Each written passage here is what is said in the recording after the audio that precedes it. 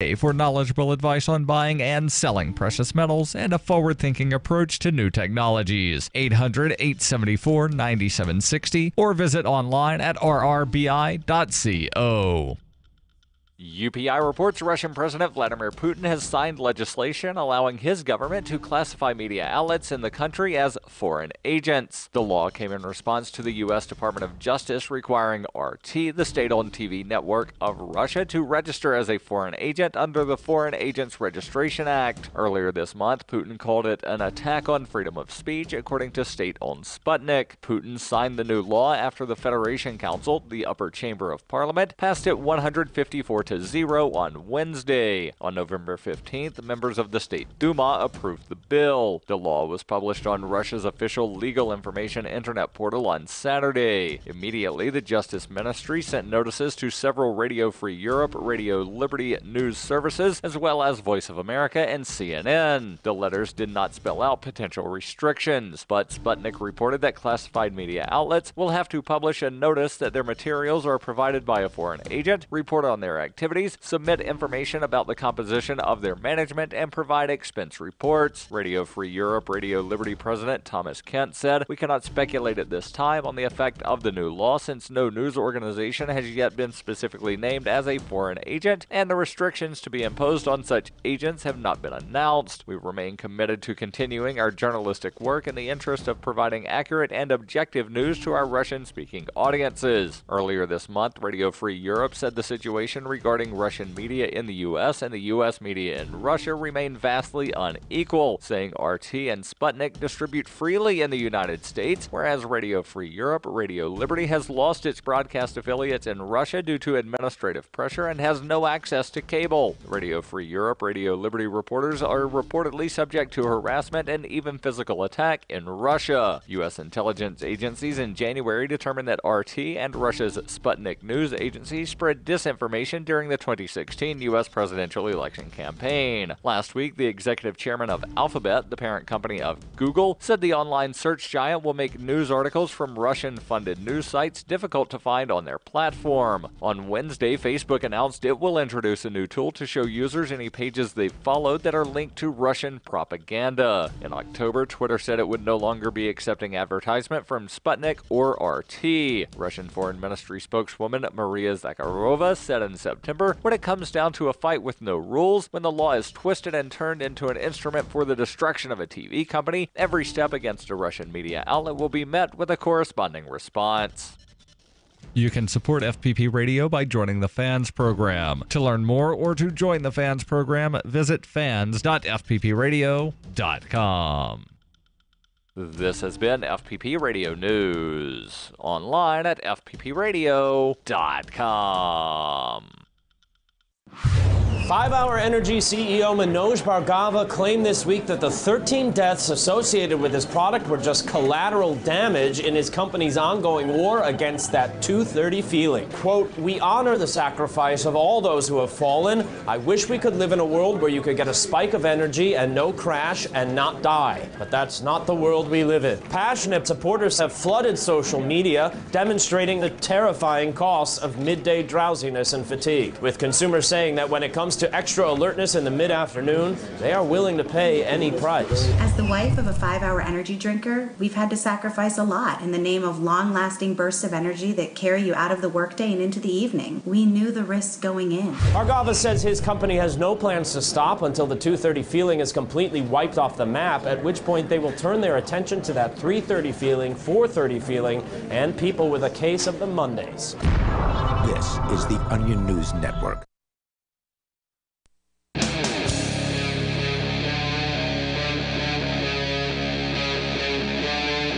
Free Talk Live. Come on! I haven't gone all day. I want to see what the great Kakarot's made of. You want me? You got me.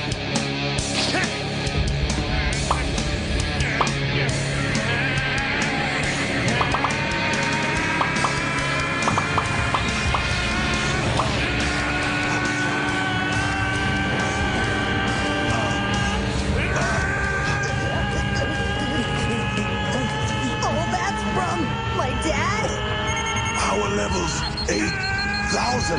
How? Wait, it's over 9.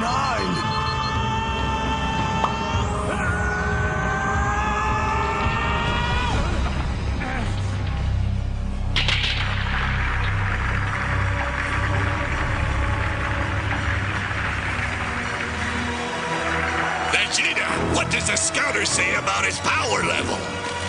It's over 9,000! What, 9,000? There's no way that can be right! Can it? And here we are, Free Talk Live. Sunday edition of the show, power level 9,000. That is to say 9,000... Over 9,000! Yeah, 9,000 US dollars for one Bitcoin. Hey, Johnny. Hi, Ian. Johnny Ray here. Here we are again. Of course, we'll take your calls about absolutely anything. The toll-free number is 855-450-FREE like freedom. That's 855-450-3733. That was a kind of a meme clip from YouTube of this Dragon Ball Z. It's a cartoon, anime cartoon, very, very popular. I've never actually seen a full episode of Dragon Ball Z. I've seen clips here and there on the internet, and one of the ones that is prolific is this "It's over 9,000" meme, where this clip which we just played is very, very popular to turn into memes. And we knew that when Bitcoin was going to hit 9,000, which happened late last night, that the memes were going to be all over the place, and so I just wanted to share that.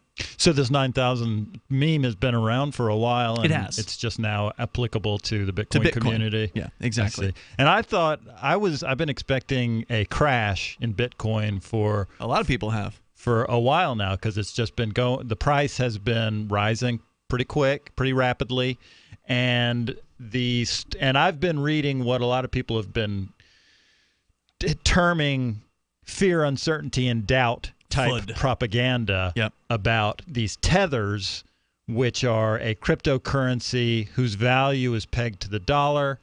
People say I never understood that. I never understood how you could possibly peg a cryptocurrency to the dollar. But I mean, I'm not an expert on these matters. It just seems like that sounds scammy to me. Like, sure. All the other cryptocurrencies, their price shifts throughout the day. They're valued at what people want to spend on them. At what the market decides. So how do you peg something to the dollar? Are they manipulating the supply? Is it that they, if the price of the tether goes up to $1.02, that they then add more tethers to circulation? But if the price goes down to 98 cents, they print more tethers out, kind of thing? Like, how do they do that exactly?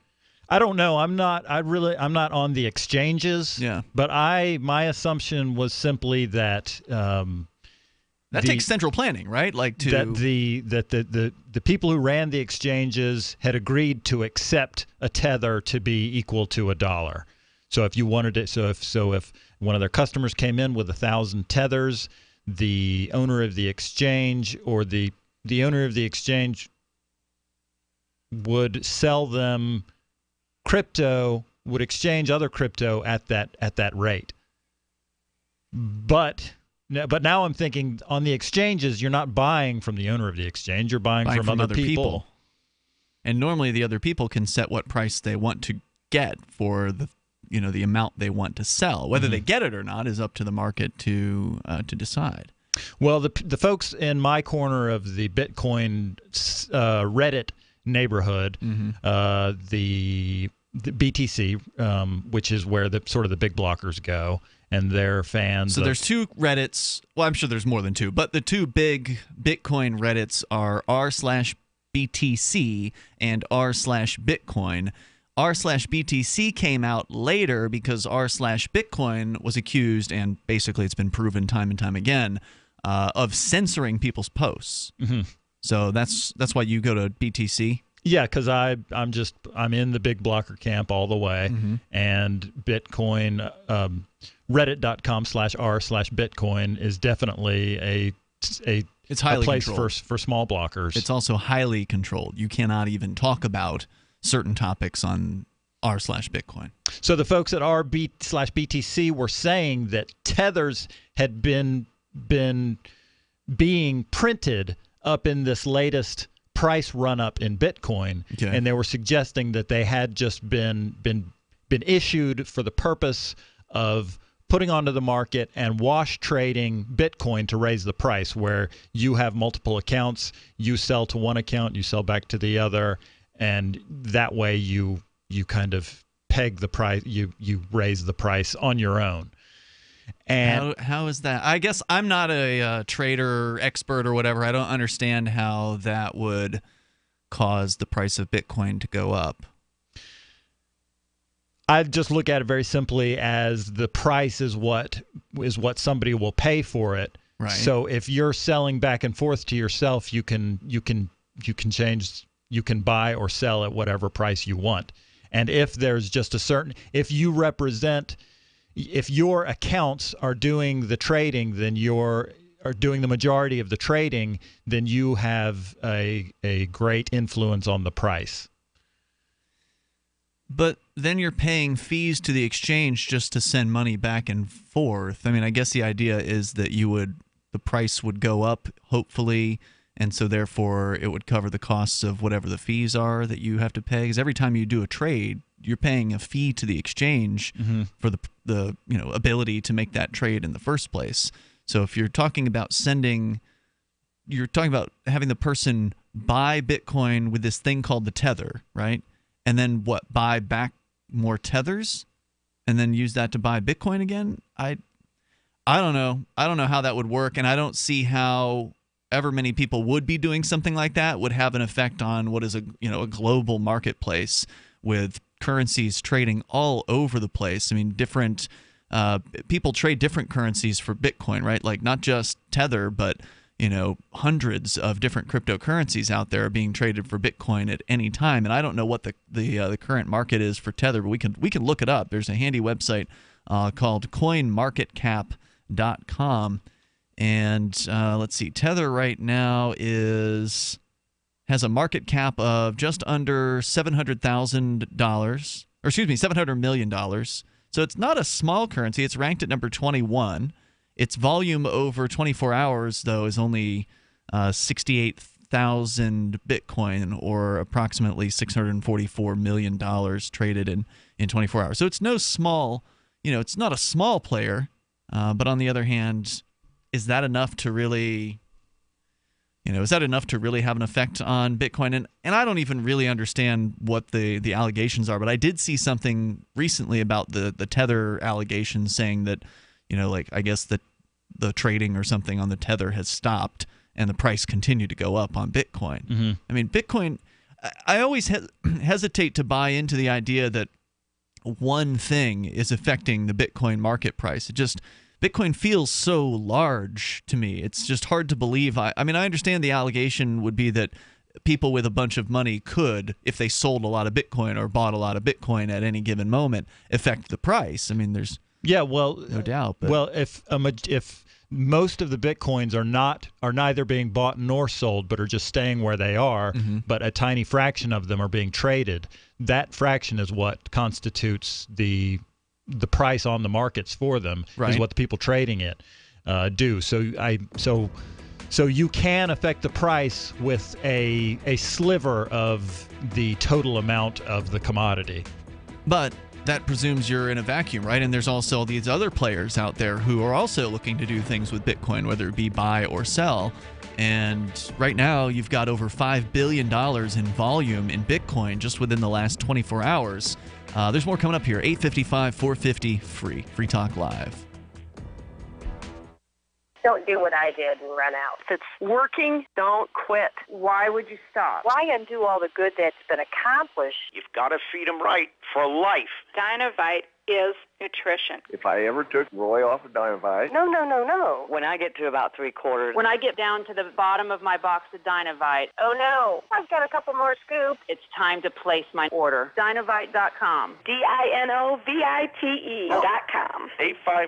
859-428-1000. Order a 90-day supply of Dynavite for your dog this week. We'll send you a bottle of Super Mega Fish Oil free. Packed with omega-3, DHA, and EPA fatty acids. Super Mega is great for your dog's immune system, healthy skin, and soft, shiny fur. Try Super Omega Fish Oil. Free this week at Dynavite.com.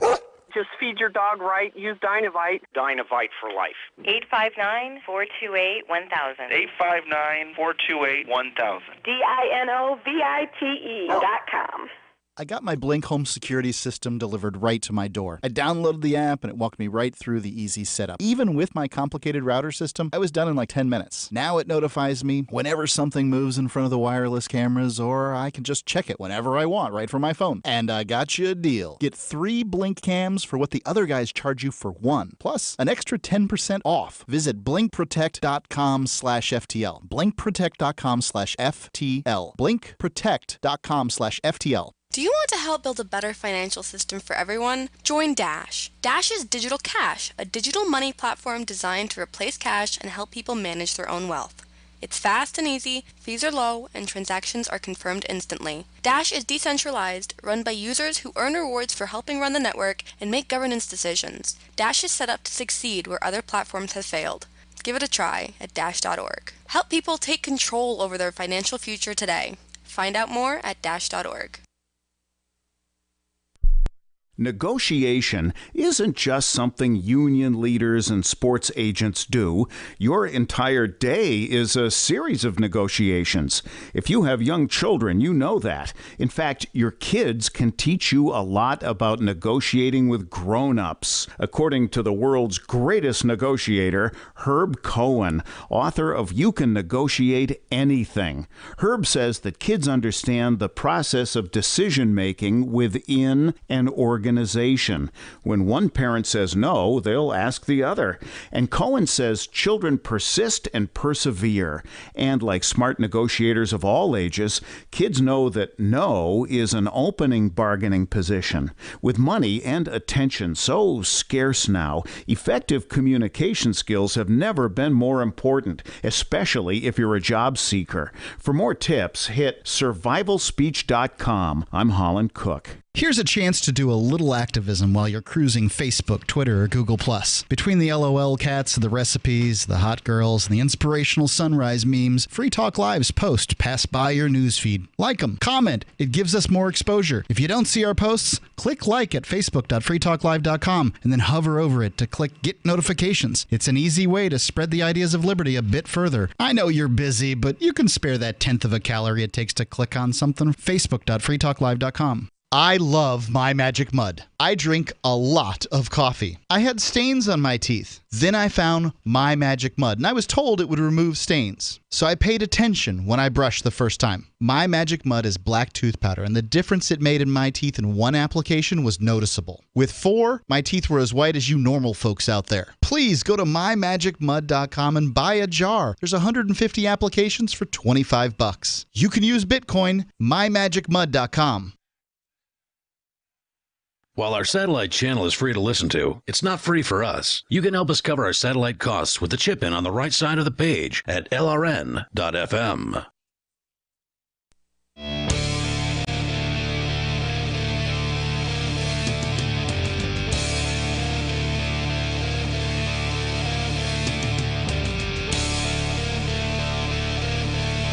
It's Free Talk Live, and it's the live Sunday edition of the program. Of course, you can join us on the radio here. Our number is 855-450-FREE, like freedom. That's 855-450-3733. We've got Skype as well. The Skype username is lrn.fm. If you want to get on the radio, and you don't have to talk about Bitcoin, we're obviously pretty excited about the over $9,000 price of a Bitcoin tonight, which earlier today, I think it actually eclipsed 9,400 for a short bit. So that's the new record high, 9,400 and some, which is amazing. And we're probably right around the corner from 10,000. Sure. And then how long before, a lot of people are saying it's a bubble, it's going to crash. There's a lot of conspiracy theory. Johnny, you were just talking about some theory involving the Tether, which is, I guess, a somewhat larger, ranked at like number 21 on the world crypto charts, of some sort of weird crypto that's somehow tethered to the U.S. dollar. I suspect it's through central manipulation of the currency. They must be printing tethers, so to speak, or generating new tethers at a rate that keeps it keeps its value down, or if the value is going up and they need to reduce, or the value of the tether is going down and they need to increase it, then they would have to destroy tethers, right, to remove them from circulation. That's my speculation. I've never really looked into this thing. The first time I heard about it, I thought, that doesn't sound honest. Pegging something to the U.S. dollar sounds like a terrible idea. I think Tether was originally issued by an exchange called Bitfinex, which is a big U.S. Bitcoin or crypto exchange, and that they do not have. They claimed that they had dollars in an amount that the tethers were backed. That each tether was backed by $1, and however, Bitfinex doesn't have a relationship with a bank, and they were issuing tethers without necessarily bringing money in or having dollars on hand.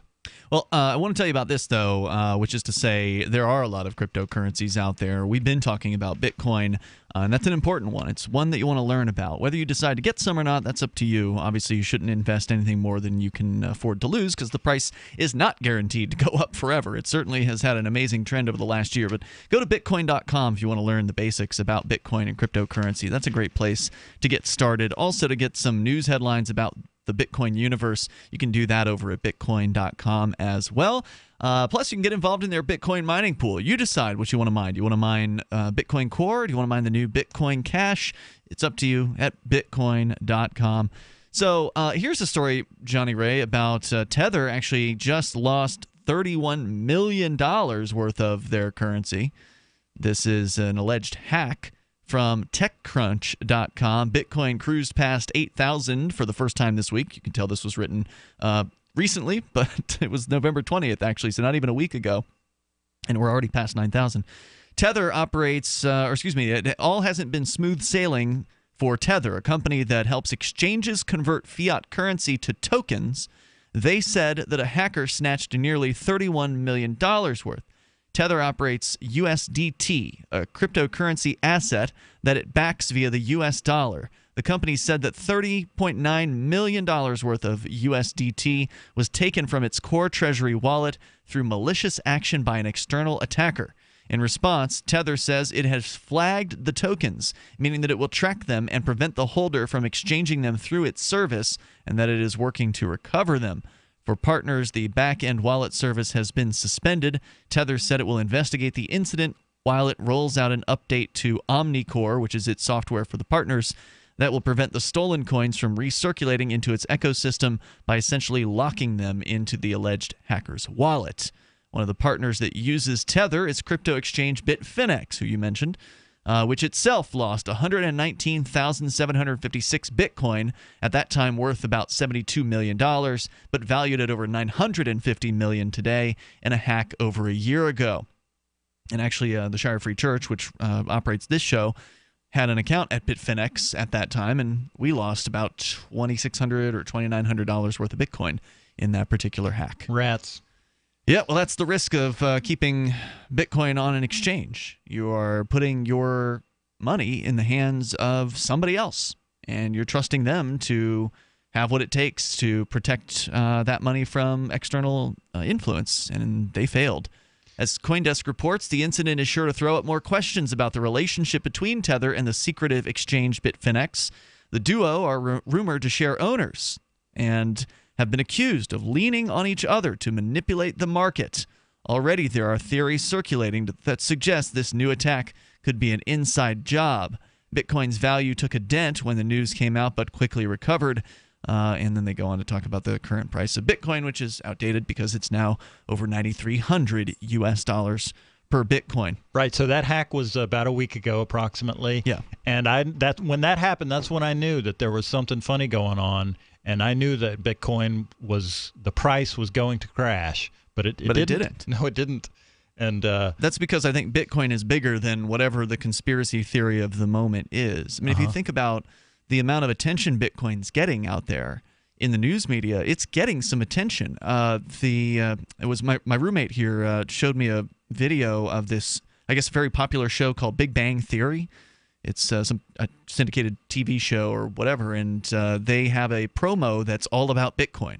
Like the characters in the show in this upcoming season, or maybe it already aired this year, I don't know, but sometime this season, they're going to like invest in Bitcoin, and then somebody's going to steal it from them or something like that. So it's just all about Bitcoin. Now, whether it's a positive message about Bitcoin is another question, but Bitcoin is certainly getting more exposure in the news media these days than it ever has. You've got people like Jamie Dimon from Chase Bank coming out and attacking Bitcoin publicly. You've got even Alan Greenspan being trotted out to attack Bitcoin publicly as well. We read some of his comments a couple of weeks ago on this program. You've got these big bankers and big old money people coming out on the attack. You've got financial publications, Wall Street Journal, CNBC, doing story after story about Bitcoin, about the attacks on it, about the price that just continues to rise over time.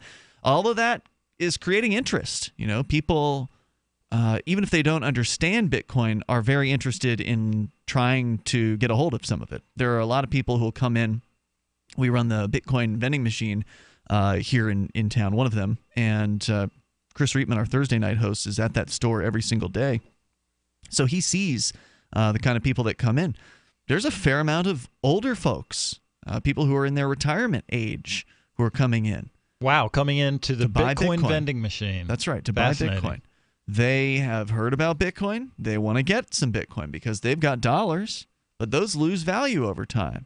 This is not losing value over time. It's going up in value. Now, it's no guarantee it's going to continue to go up in value, but people want what they think to be a sure thing or a good bet, and Bitcoin looks like a pretty good bet from any aspect of it. So a lot of that, I think, is fueling this increased popularity and the increased price of Bitcoin. But again, what the hell do I know? I'm not nobody knows what is all going into the price of a Bitcoin besides thousands upon thousands or hundreds of thousands of sales of it and purchases of it every single day.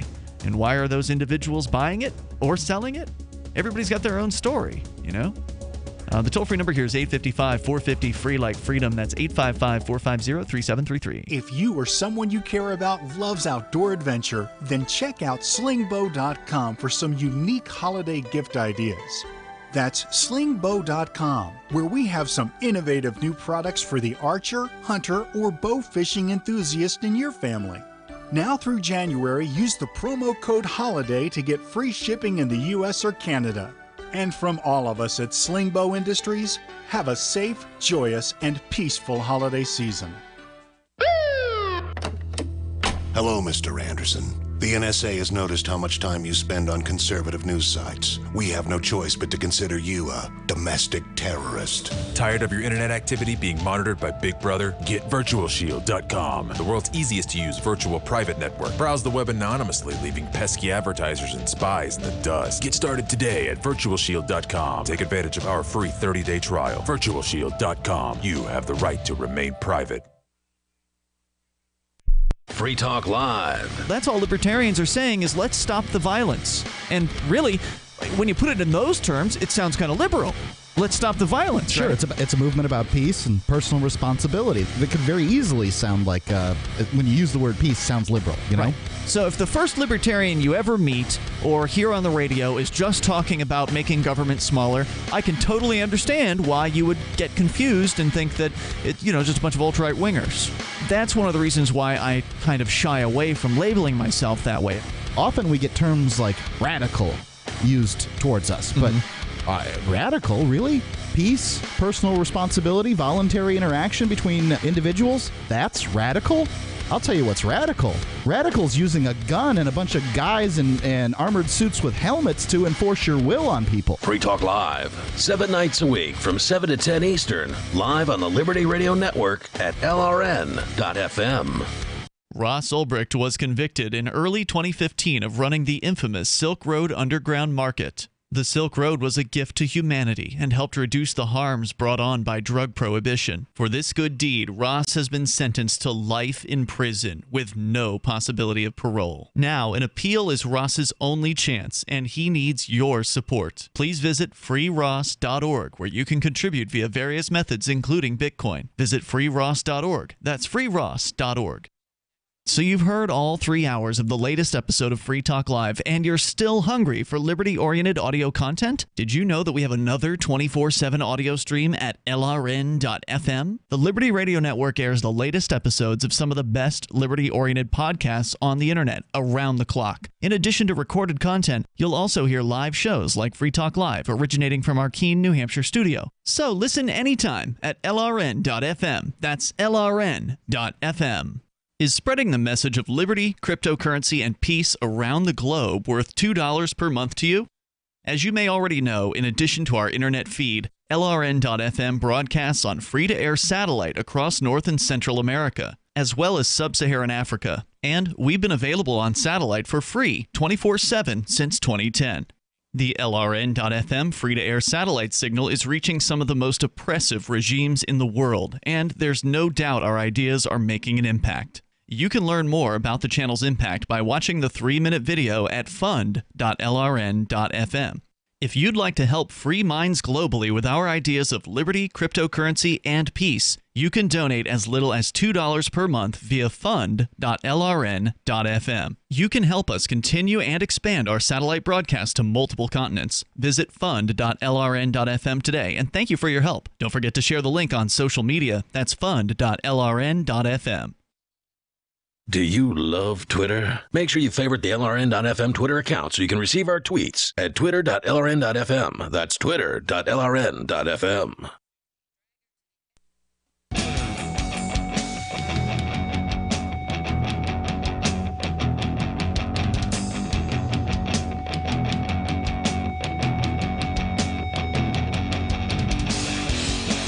It's Free Talk Live. Dial on in toll free to join us here. Our number is 855-450, free like freedom. That's 855-450-3733. We've got Skype at Skype username LRN.FM. Here in the studio tonight, it's Ian. And Johnny Ray. Let's talk nutritional supplements for a moment. Over 60% of Americans take a nutritional supplement, and for good reason. Nutrient depletion of our soil coupled with dependence on processed foods has left most people deficient in essential nutrients. But where do you start? If you visit a naturopath, you'll likely be told a cheap vitamin mineral supplement doesn't cut it. You'll also need probiotics, enzymes, antioxidants, and other nutrients. And by the time it's all said and done, you're buying 5 bottles of product and spending $150 a month.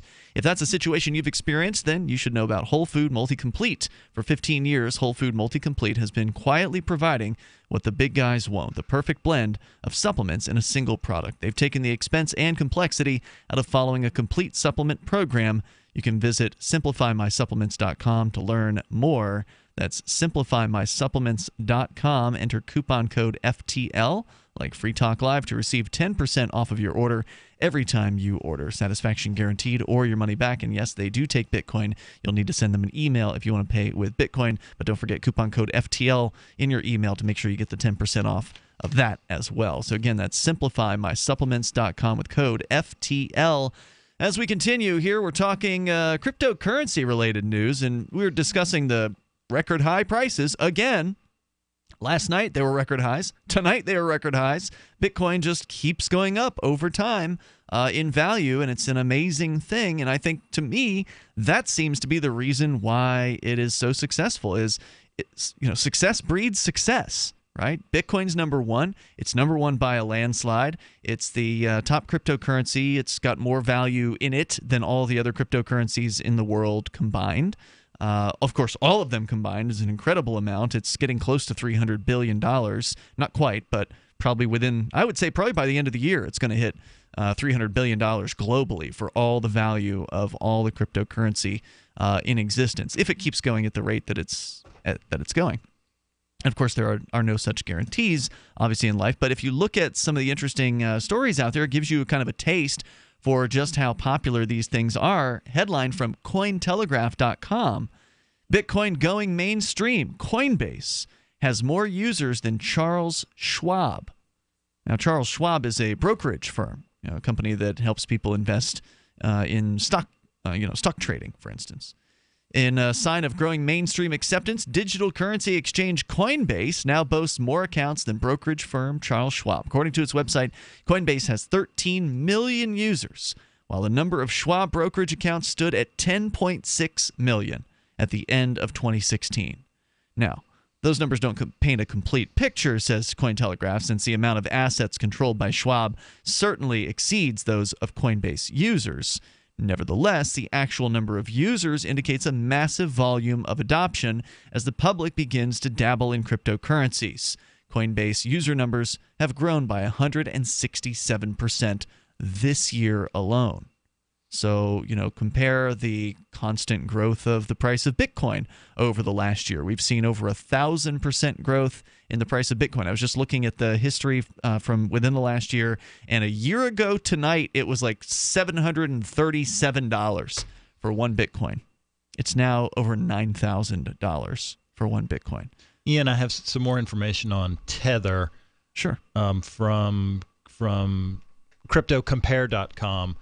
USDT, which is the symbol, the ticker symbol for Tether. Yep. USDT is a cryptocurrency asset issued on the Bitcoin blockchain via the OmniLayer protocol. It doesn't mean anything to me. I don't know what that is. The OmniLayer is some sort of add-on to Bitcoin. Omni, formerly Mastercoin, is a digital currency and communications protocol built on the Bitcoin blockchain. Okay. It is one of several efforts to enable complex financial functions in a cryptocurrency. Planned features include the development of a decentralized exchange and the implementation of smart property and savings wallets.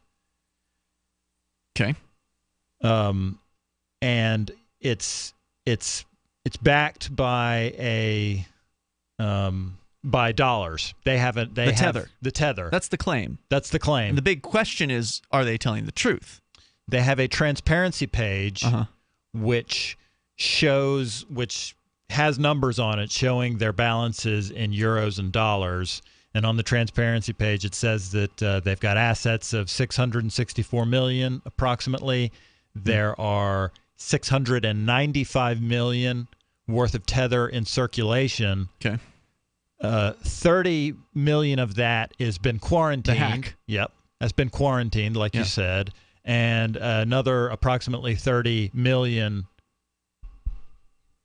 Sorry, I was making sure I was reading that. It's another $30,000 worth of Tether have been authorized but not issued. Okay. So according to the Tether transparency page, there's an equity for the shareholders of approximately $330,000. But I understand that it's not confirmed. These numbers aren't confirmed. They're not necessarily audited by a trusted auditor. So they don't have a third party auditor. Right. You're taking their word. People are taking their word for it. Exactly. Yeah, and I think there's some big question marks surrounding that because to me it just sounds very, very centrally controlled, very centrally planned, and in my opinion, that's not good for money. Mm-hmm. But anyway, you're welcome to comment and bring up whatever you want. Pat is on the line in Thunder Bay, Michigan. Pat, you're on Free Talk Live. Go ahead. Yeah, I was just calling to give you guys a news update. I was just listening to a different show before I tuned you in. All right. And the Always Biased Broadcasting Corporation okay. had a very, very, very cute sounding commentator, and evidently Al Franken has just broken his few-day chain of silence here, and he's laying out a line of smoke like, well, I'm very sorry, and I'm sure that this photo made this woman feel very uncomfortable, and it was very inappropriate for me to do this, and I'm sorry that this staged picture came to public light. Staged. You're referring to the photograph where Al... Are you referring to I don't know if you ever wore a flak jacket, but this woman, if you've ever seen her, has got big tatas. And there ain't no room for a tata and a hand under a flak jacket without serious contact. His hands are above the flak jacket.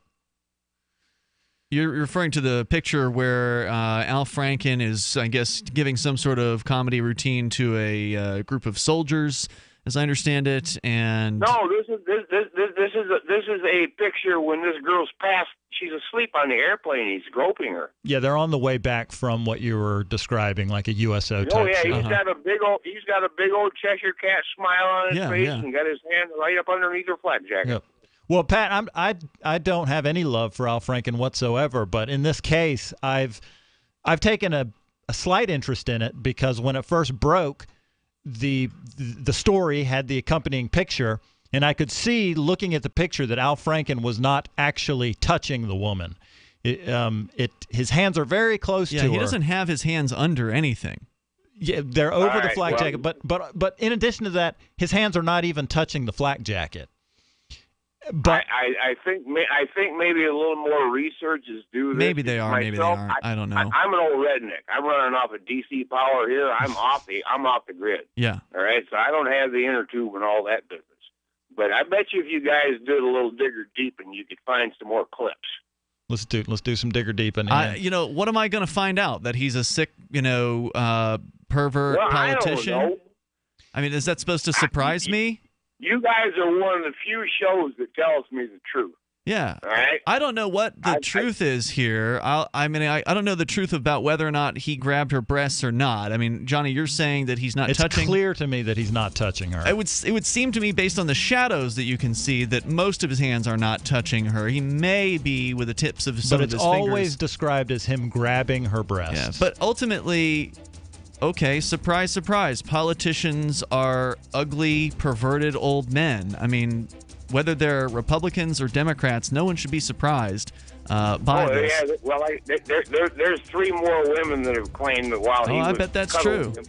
Thank you, Pat, for the call. There's more coming up. If you wanted to get into Bitcoin mining but don't want to deal with the hassle and frustration of operating the mining hardware, let pool.bitcoin.com handle it for you like I did. Just visit pool.bitcoin.com and use their calculator to estimate what you could end up making. You get to decide which Bitcoin you want to mine. If you already have mining equipment, you're invited to join pool.bitcoin.com. Get all the details and get started mining Bitcoin at pool.bitcoin.com. If your dog has shedding, dry skin, excessive scratching, I would recommend Dynavite. Order a 90-day supply of Dynavite for your dog this week. We'll send you a bottle of Super Mega Fish Oil free. Packed with omega-3, DHA, and EPA fatty acids. Super Mega is great for your dog's immune system, healthy skin, and soft, shiny fur. Try Super Omega Fish Oil. Free this week at Dynavite.com. Just feed your dog right. Use Dynavite. Dynavite for life. DINOVITE.com. It's about time something new came along for better selling and buying online. And I found it. What now, Marge? It's buysellmakeoffer.com. Never heard of it. It's a brand new company. That's why you've never heard of it. It's the newest and best way to sell any products online. I did all the research. Sell my car? Yes. Our home? Yep. My golf bag? Your golf clubs. All of them. How about your purse collection hoard? Hey, now. You said any product. Right. I did. We get 30 days free. Really? Packages starting from only $9.95. And buysellmakeoffer.com will never charge item fees ever. Never. And this is cool. Listen to this. You can even use Skype or video to show your items. That's cool. Yes. All we have to do is go to the website, sign up, and then load our stuff to sell. I love this site. Buysellmakeoffer.com. Buysellmakeoffer.com. You got it? Buysellmakeoffer.com. Buysellmakeoffer.com. Better selling, better buying.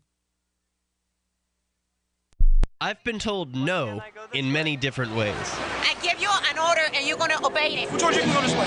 You can do that and you have to leave here. You cannot bring signs into the rally. Walk with me. Well, I'm comfortable here, actually. Whoa. Hey. Who do you think you are? Excuse me. There is no video and audio allowed in this office. No, I have work today. You ain't gonna make it. Wait on account. Now. Wait a minute. Forget the road. Whoa. Hey! Oh my God! Unbelievable! Why are you running from me? Because you scared me. What am I being detained for? You're being served. What is this? You're being served. What is this? Bureaucrats have a funny way of telling people no. That's the sound of the men working on the chain. Derek J's Victimless Crime Spree. Watch it for free and order the Director's Cut DVD at victimlesscrimespree.com. LRN.FM is proud to announce our official listening apps for Android and iOS devices. Now you can easily tune into our streams anywhere, anytime on your smartphone or tablet. Just visit apps.lrn.fm or search for LRN.FM in the Android or Apple app stores. Please download, rate us 5 stars, then share the link on your social media, and let your friends and family know how you're listening to LRN.FM. Download it now, free at apps.lrn.fm. So you've signed the Shire Society Declaration and are planning your move to New Hampshire to be around more liberty-oriented people. Next, sign up for the Shire Society Forum at forum.shiresociety.com. There are a bunch of people there who are already in the Shire, and they want to meet you. If you're already in the Shire physically, you should also come by the forums. Remember, not everyone uses Facebook. New people are signing up for the Shire Society Forum every month, so drop in and say hello at forum.shiresociety.com. If you enjoy LRN.FM, please contribute to your favorite shows via their websites and become an amplifier at amp.lrn.fm. That's amp.lrn.fm.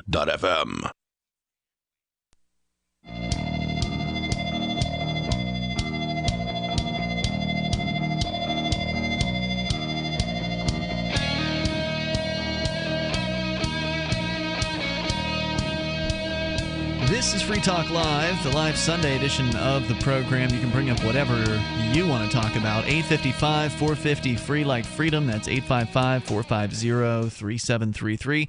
Whether it be perverted politicians or anything that's on your mind. We've been talking a lot about cryptocurrency and Bitcoin specifically here tonight. Also, this really questionable cryptocurrency called the Tether, which I don't even know. Is it a cryptocurrency? You said it was like built on top of the Bitcoin blockchain somehow, right? Jonny Ray. So I don't honestly know a whole lot about it, but it just sounds really suspicious to me because they somehow are pegging it to the price of the dollar. And to me, that seems like a really bad idea. But what do I know? The toll-free number here is 855-450-FREE like freedom. We've also got Skype at Skype username LRN.FM. We're going to continue with your calls and thoughts. Dave is on the line in New York. You're on Free Talk Live with Ian and Jonny Ray. Hello, Dave. Hey guys, how you doing? What's on last your night, mind? you guys kind of Don't ask how you doing if you don't night. actually want to know the answer. Anyway, go ahead. You guys hung up on me last night, and I don't like being hung up on. You know why? It's because you kept YouTube- repeating yourself. It gets boring. Yeah, because I want to know how do I go about getting a search warrant against my landlord. Right. So for listeners just tuning in, including Jonny Ray, who was not here last night, Dave would like to get a search warrant against his landlord because he wants to know if his landlord has an email address, because Dave wants to contact his landlord via email rather than having to talk to him on the phone or physically find him in real life. And you want the police to search his house to try to determine whether or not he has an email address. Is that correct? Yes, because whenever I try to call him, ask me if he has email, he goes, "It's a good question, very, very, very good question." I even made a video about this. My YouTube channel is Hudson Valley Guys Videos. Oh, you changed it. You changed it because it used No, to be Hudson Valley Guy 1, right?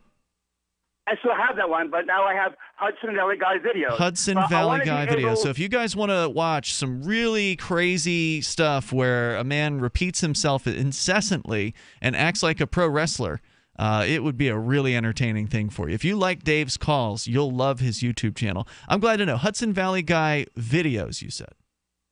Right. I want to be able to get a search warrant against my landlord because I want to be able to pay my rent through. I want to give him my credit card info through email. I don't want That's not secure, right? You know that's not What? secure. Giving somebody credit card information over email is one of the most insecure ways that you could possibly do it. You'd actually be better off talking to him on the phone. How is it insecure? Because emails are not encrypted generally, unless you have a specific system to encrypt your emails. If you're using PGP, for instance, or some other thing like LavaBit, your emails are going out in what they call plain text. They are going through various different servers, completely unencrypted, and anybody along that path, because when you hit send, it doesn't go straight to the person. It goes through a bunch of different points. It goes through different hops on the internet, different servers that move that email to where it ultimately is intended to go. Now, it all happens within, a few seconds time generally, unless it gets caught up in the tubes somewhere. It is relatively quick, but it is still going through a lot of different places, and anybody with access to those email servers could, in theory, strip your credit card number out of it and then utilize that for whatever purpose they wanted to. So it is a very insecure thing. It's one of those prepaid debit cards. I put money on a prepaid debit card, Yeah. and then I can do it. That's how I do it. I put money onto a prepaid debit card, and then I'll give him that card. I don't give my real When card. you I signed a don't give my lease real with this info. landlord, what was it that he said he would accept for payment? I never met the guy. Who did you sign a lease with? Was it a manager, a property manager of some sort? Yeah, a property manager, but the landlord, the guy who I send my rent down to, lives in Brooklyn. Okay. Okay, but when you signed a I never lease, met did the you guy. read the lease before you signed it? I don't have the lease How is it that you don't have the lease? because I don't know where it is. My mom might have it, but I don't know where she put it. Hold on. Did you have your mommy sign a lease for you, Dave? How old are you? Old enough to know better, but anyway, but still. Old enough to know she better has- than what? She has the lease, and I don't know where it is. Why is your lease under your mom's name? Is it because your credit's so bad that you had to have mommy sign a lease for you? No, I also signed it too, but she put it Well, somewhere wait a minute. in her So, house or somewhere. Did you read it before you signed it? I might have. I don't No, you remember didn't. what it said word for. Yeah. I don't remember what it said word for word. Yeah, but well, I agree wanna with you know there. how You're come not going to remember what it said word for word, but here's what you do. You can go and look at your lease, and in some cases, it'll tell you what the landlord will accept as far as payment is concerned. So he may not accept payment through email. And that's, as far as I'm concerned, that is a good policy because you don't want to expose your customers to potential identity theft or potential credit card theft. I have a prepaid debit card. Yes, I you can said that give him already. that number through email. He doesn't I can want give it through him- email. So I how don't are wanna you keep paying on your calling rent? him. Every time I keep on calling him, all it goes is Yeah. God goes 911. God I goes can't 911. imagine I don't why even he know- wouldn't want to talk to you, Dave. I mean, geez, why would someone not want to talk to you? Is it because you might be repeating yourself annoyingly, constantly saying the same thing over and over again? Everybody likes talking to me. Ian, you like talking to him. I love talking to Dave. I am so entertained by him, but he gets a little boring at some point. Like at some point, he'll just continue to repeat himself over and over again, and we just have to stop at that point. But Dave, I don't think you're really kind of getting this. Give me a little more background here. So you moved out of the welfare house that you were in, and now you're in this place, and you're actually trying to pay your own rent. Now, you're getting welfare to pay the rent money, right? You said you had admitted to us last night that you're on disability. Wherever I have lived, I've always paid my rent in person. I want to know who this guy is. I'm With paying my money rent. given to you by the state, right?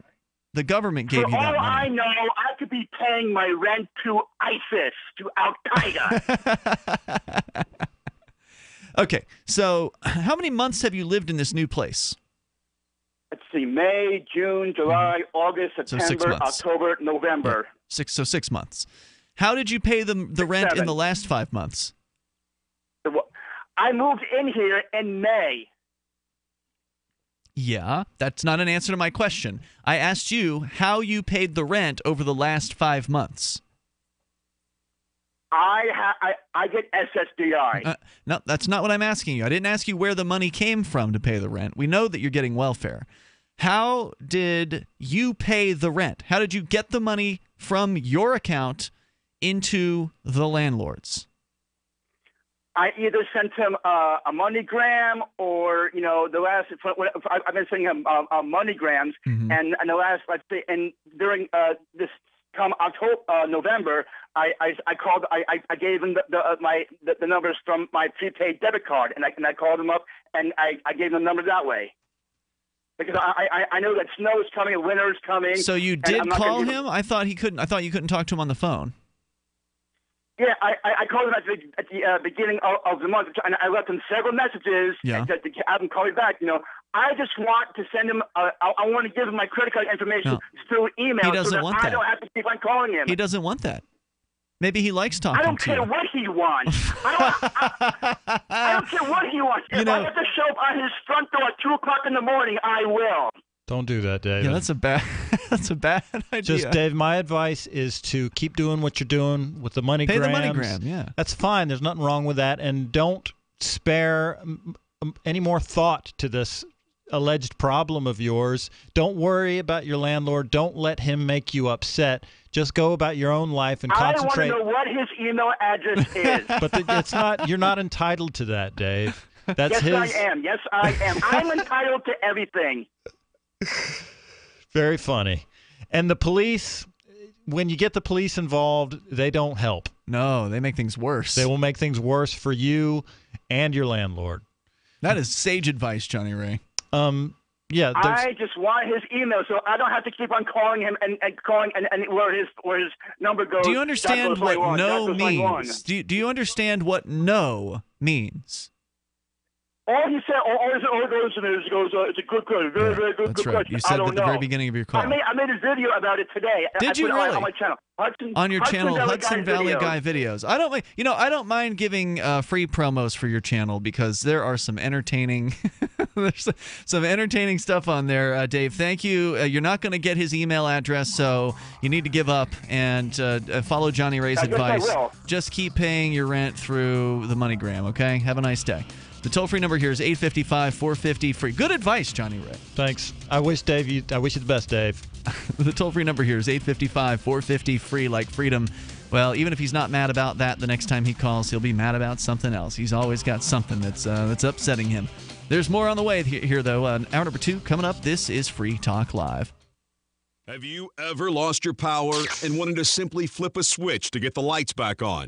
If so, pay close attention because huge discounts are now available in solar generators. Perfect for backup power outages and emergencies. Portable solar generators provide life-saving electrical power when you need it most. And, unlike gas generators, a solar generator runs quietly, emits no dangerous fumes, and produces an endless supply of electricity from the sun. It's like having an electric power plant running secretly in your own home. Right now, get a $5,000 solar generator for just $995 while supplies last. Go to mysolarbackup.com to learn more. That's mysolarbackup.com. GCN listeners use coupon code GCN at checkout for this special offer. MySolarBackup.com. Use coupon code GCN. EMP protection available at an additional charge. The new 4th edition of Healing Our World, The Compassion of Libertarianism, will take your understanding of liberty to a deeper level and has over 1,300 updated references, new cartoons, and a foreword by Dr. Ron Paul. With discounts for multiple book purchases, the 4th edition of Healing Our World is a great gift for the liberals, pragmatists, environmentalists, and Christians in your life who think libertarianism is cold-hearted. Get yours today at healing.freetalklive.com and use promo code FTL for a $5 discount. There are lots of ways to listen to Free Talk Live. Our podcast has been around since podcasts began, and now the FTL feed is loaded with content besides our full show archives. Did you know that we make it easy for you to customize your podcast subscriptions? We have different feeds, one that includes only our full shows, one with just the Daily Digest, and one with just the Edgington Post. You decide what you listen to. It's quick and easy to customize your feeds at feeds.freetalklive.com. That's feeds.freetalklive.com. You're listening to the live edition of Free Talk Live. Hour number 2 is next after the news here on the Liberty Radio Network at LRN.FM. From Keene in the Shire, the Liberty Media capital of the world, this is Daryl W. Perry, host of FPP Radio News for Sunday, November 26th, 2017. Silver is trading at $17.04 per ounce. Gold is valued at $1,288 per ounce. Bitcoin is trading at 3.8 cents, and the average price of Bitcoin is $8,868. Antiwar.com reports Egyptian warplanes were reported overhead in the northern Sinai Peninsula on Friday evening after a major terrorist attack earlier in that day that killed nearly 300 people. Airstrikes were claimed in the surrounding area, but details on casualties are unclear. Junta leader Abdel Fattah el-Sisi has promised to respond with brutal force to the attacks, saying the military would avenge the deaths. Army officials claim that strikes were carried out against terrorist locations nearby. Such claims must always be taken with a grain of salt, however, as Egypt tends to respond to Sinai attacks with quick and large airstrikes, but it's never exactly clear how they've determined who they're attacking was involved. If Egypt has a plethora of known terrorist sites all over Sinai, for instance, it's unclear why they're only attacking in retaliation for specific terrorist acts. Moreover, if such huge numbers of terrorists are really being hit all the time in such retaliatory strikes, it's hard to believe that the Islamic State faction in Sinai would be such a powerful force as they are. For over 40 years, Roberts & Roberts Brokerage has been a trusted source for buying and selling precious metals like gold and silver. And as a Bitcoin-preferred business, Roberts & Roberts Brokerage has removed the minimum purchase amount for all orders paid in the digital currency. Call Roberts & Roberts Brokerage today for knowledgeable advice on buying and selling precious metals and a forward-thinking approach to new technologies. 800-874-9760 or visit online at rrbi.co. UPI reports Russian President Vladimir Putin has signed legislation allowing his government to classify media outlets in the country as foreign agents. The law came in response to the U.S. Department of Justice requiring RT, the state-owned TV network of Russia, to register as a foreign agent under the Foreign Agents Registration Act. Earlier this month, Putin called it an attack on freedom of speech, according to state-owned Sputnik. Putin signed the new law after the Federation Council, the upper chamber of parliament, passed it 154-0 on Wednesday. On November 15th, members of the State Duma approved the bill. The law was published on Russia's official legal information internet portal on Saturday. Immediately, the Justice Ministry sent notices to several Radio Free Europe, Radio Liberty news services, as well as Voice of America and CNN. The letters did not spell out potential restrictions, but Sputnik reported that classified media outlets will have to publish a notice that their materials are provided by a foreign agent, report on their activities, submit information about the composition of their management, and provide expense reports. Radio Free Europe, Radio Liberty President Thomas Kent said, "We cannot speculate at this time on the effect of the new law since no news organization has yet been specifically named as a foreign agent, and the restrictions to be imposed on such agents have not been announced. We remain committed to continuing our journalistic work in the interest of providing accurate and objective news to our Russian-speaking audiences." Earlier this month, Radio Free Europe said the situation regarding Russian media in the U.S. and the U.S. media in Russia remain vastly unequal, saying RT and Sputnik distribute freely in the United States, whereas Radio Free Europe, Radio Liberty has lost its broadcast affiliates in Russia due to administrative pressure and has no access to cable. Radio Free Europe, Radio Liberty reporters are reportedly subject to harassment and even physical attack in Russia. U.S. intelligence agencies in January determined that RT and Russia's Sputnik news agency spread disinformation during the 2016 U.S. presidential election campaign. Last week, the executive chairman of Alphabet, the parent company of Google, said the online search giant will make news articles from Russian-funded news sites difficult to find on their platform. On Wednesday, Facebook announced it will introduce a new tool to show users any pages they've followed that are linked to Russian propaganda. In October, Twitter said it would no longer be accepting advertisement from Sputnik or RT. Russian Foreign Ministry spokeswoman Maria Zakharova said in September, "When it comes down to a fight with no rules, when the law is twisted and turned into an instrument for the destruction of a TV company, every step against a Russian media outlet will be met with a corresponding response." You can support FPP Radio by joining the Fans program. To learn more or to join the Fans program, visit fans.fppradio.com. This has been FPP Radio News, online at fppradio.com.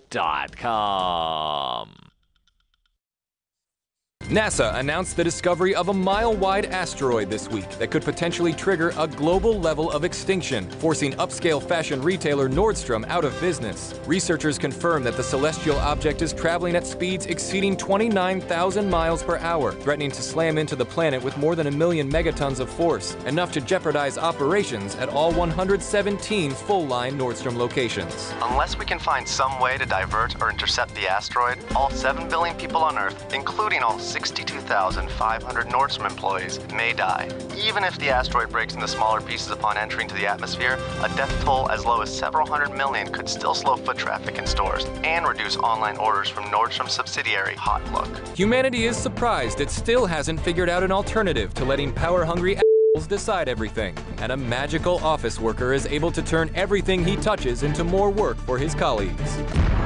This is the Onion News Network.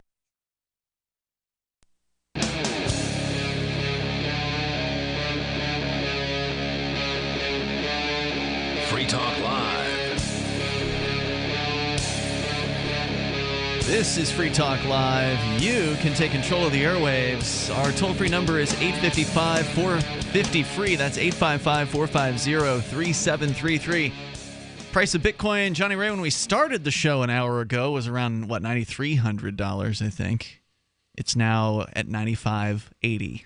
Ian, the price of Bitcoin is the least interesting part of Bitcoin. I don't know, man. Andreas Antonopoulos. Is that right? That's what he said, yeah. Well, yeah. I mean, the Bitcoin is special because it's decentralized. The Bitcoin is special because it was the first decentralized cryptocurrency. It's secure. It's not controlled by any one person or entity, although there is a strong argument that one corporation has managed to throw enough money around to basically buy up the Bitcoin core development team. There's, I think, a very strong argument for that.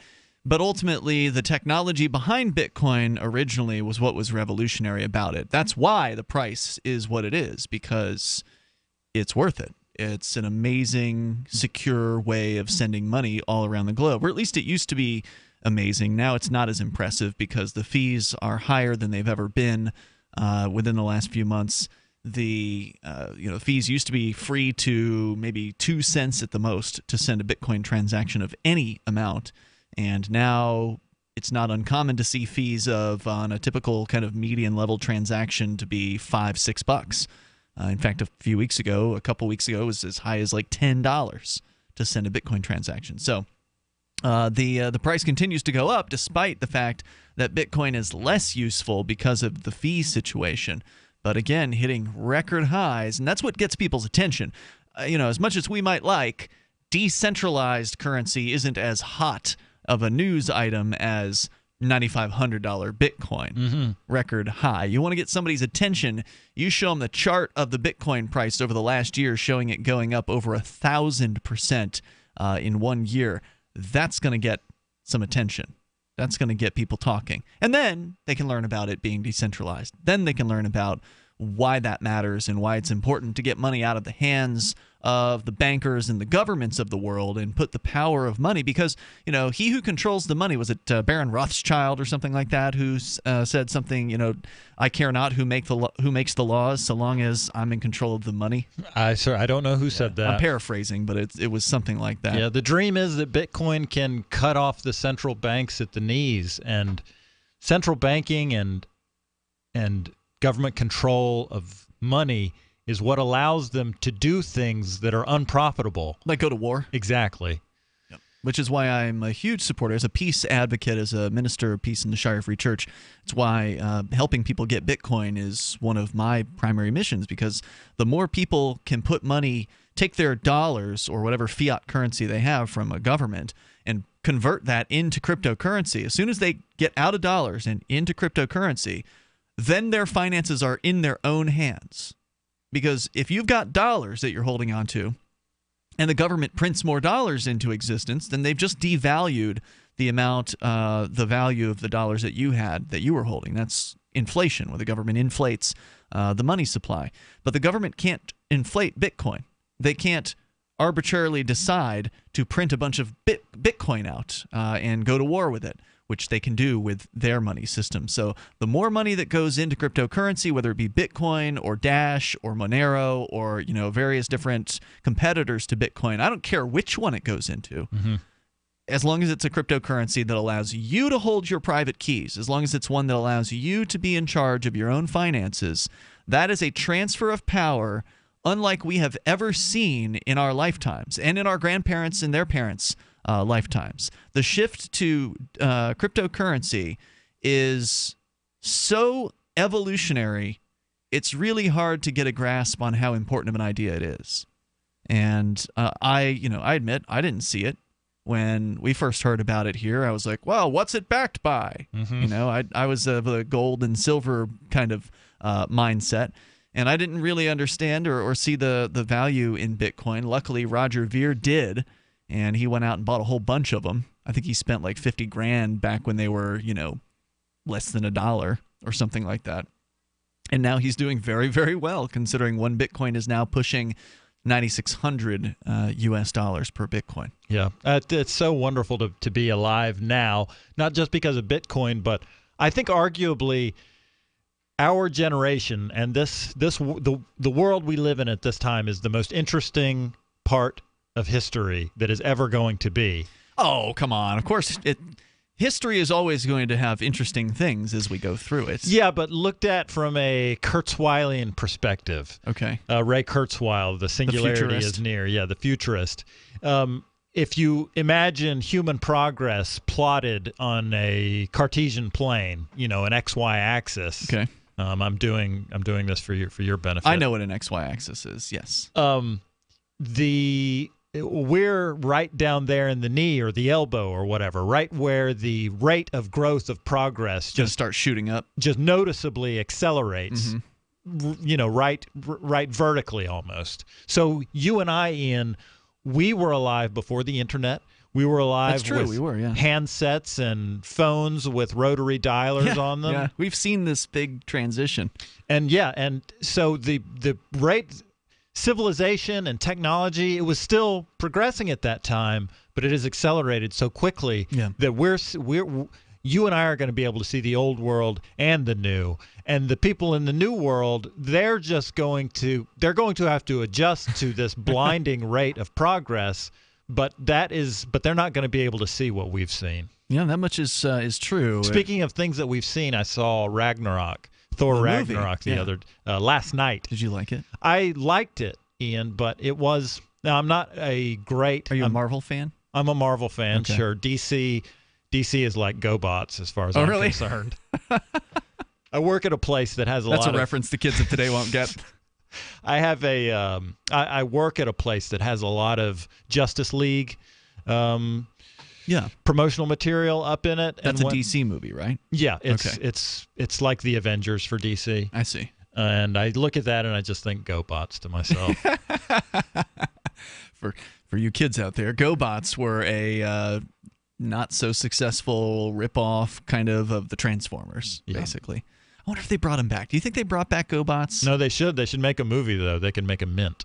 A parody of Transformers with GoBots. Man, Hollywood, listen up. Yeah, I don't remember the last time I saw a GoBots cartoon. It's probably been 30 years or something like that. Now, so I don't go to the movies often, and it's tough. It's tough for a movie to impress me. So you were impressed by it or not? No, I mean, I was. It was not offensive to me, which movies so often are. I'm angry at the movie for convincing me to go see it. Give me an example of a movie that offended you. War for the Planet of the Apes. War of the Planet of the Apes. What was offensive? I did not see it. So what was? It was just. It was just bad. Just a bad movie, or it was a very mundane prison concept. I see. Basically, of a movie, a concept for a movie. It was not an epic war, anything of the kind. It was very predictable. It was like watching television. And a lot of these Marvel movies, are actually kind of like watching TV because they've got such a huge storyline. Right, they're continuing a storyline over multiple movies, right? So it's more episodic kind of. Right, you beat the villain of the moment, but there's another one coming. Yeah, and superhero, the genre doesn't really work for me that way. But yet you went to see this one. Why? Because of the trailer. I see. The trailer was sick. It had Led Zeppelin in it. Had you? There's some great trailers with Led Zeppelin. But had you seen the previous ones? Because this was the third Thor, wasn't it? I think so. And no, I had not seen either of the previous So you were able to get films. into it even though you hadn't seen the other ones. Yeah, the trailer showed it to be a sort of lighthearted affair. It had some good gags in it. Jeff Goldblum is in it, and I love him. And so the movie was enjoyable to sit through, and I watched the whole thing, and I didn't get up and leave like I did with War for the Planet of the Apes. I didn't see the ending of it. You got up and left. Yeah, I had to. Wow, that is a sign of a terrible movie. If you actually have paid for a ticket and you have to walk out because it's that bad. They did Wow. the little things excellently in Thor Ragnarok, but the big stuff, the overarching themes, didn't grab me. All right, our toll-free number, if you want to join us here. I saw, well, since we're talking pop culture, I saw a cool movie this weekend. I haven't been watching many movies, but this one I've been wanting to see for a little while. It was called Chappie. You heard about that one? I've heard of it. More coming up. Free Talk Live. Dash is digital cash, a digital currency designed to replace cash and help people manage their own wealth. It's fast and easy, fees are low, and transactions are confirmed instantly. Pay anyone, anywhere in the world, anytime for just pennies on the dollar. Dash is the first digital money that's governed by its users. Join Dash at dash.org and help build a better financial system for everyone. Find out more at dash.org. Earlier this year, after many years of conflict over the direction of Bitcoin, the creators of Bitcoin Cash did just what they were told to do. They forked off. Now there are two Bitcoins, the one that is run by the big bank patsies, and Bitcoin Cash, the one that stays true to the creator's vision. Bitcoin Cash has surprised many with its relevancy and staying power, and the price reflects it. If you believe that Bitcoin was meant to be a low-cost, easy-to-use, peer-to-peer currency that could bring economic freedom to the world, you need Bitcoin Cash. Get your Bitcoin Cash wallet right now at bitcoin.com. I got my Blink home security system delivered right to my door. I downloaded the app and it walked me right through the easy setup. Even with my complicated router system, I was done in like 10 minutes. Now it notifies me whenever something moves in front of the wireless cameras, or I can just check it whenever I want right from my phone. And I got you a deal. Get 3 Blink cams for what the other guys charge you for 1, plus an extra 10% off. Visit blinkprotect.com/FTL. blinkprotect.com/FTL. blinkprotect.com/FTL. Shop online and support Free Talk Live. Every purchase you make at shop.freetalklive.com helps spread a message of liberty. From shop.freetalklive.com, you can shop at places like Walmart, Newegg, Amazon UK, Amazon Canada, Omaha Steaks, HostGator, and more. Plus, you can get discounts on web hosting, legal documents, or pretty much anything using saveatpurse.com. Just bookmark the link and help Free Talk Live while shopping online. Thank you for shopping with shop.freetalklive.com.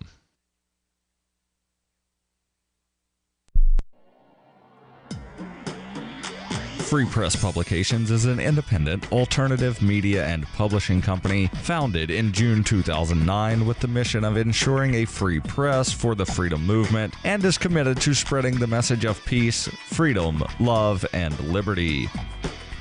FPP also gives new authors an avenue for publishing freedom-oriented material. FPP brings you daily news and commentary on the website fpp.cc, as well as a daily 5-minute newscast, FPP Radio News, and weekly news, views, and commentary in the FPP Freedom Minute and Peace, Love, Liberty Radio at fppradio.com, and the monthly newspaper FPP News at news.fpp.cc. Find FPP online at fpp.cc. That's fpp.cc, as in Creative Commons. The 3 most important things you can do for Free Talk Live are: 1, share 1 episode a week on Facebook or in some other social networking site. 2, buy the things you buy online through shop.freetalklive.com. 3, give $5 a month to the AMP program. It's my firm belief that Free Talk Live's AMP program is the best use of your charitable dollar among liberty-oriented organizations. Support all the organizations you love, but make sure you give $5 a month to AMP at amp.freetalklive.com. Cell 411 is a free app for Android and iOS that replaces government-controlled 911. Cell 411 allows you to preset a group of friends or private organizations to show up at any emergency. Cell 411 is a nightmare for the state because it proves their so-called services aren't needed. Cell 411 has had thousands of installs, and of course it's covered by the BIPCOT no government license. Cell 411 because your friends won't shoot you when you're in trouble. Without the government, who would build the emergency services? You and Cell 411. Get it today at getcell411.com. You can put the Liberty Radio Network on the air in your area. Visit broadcast.lrn.fm to learn how. Broadcast.lrn.fm.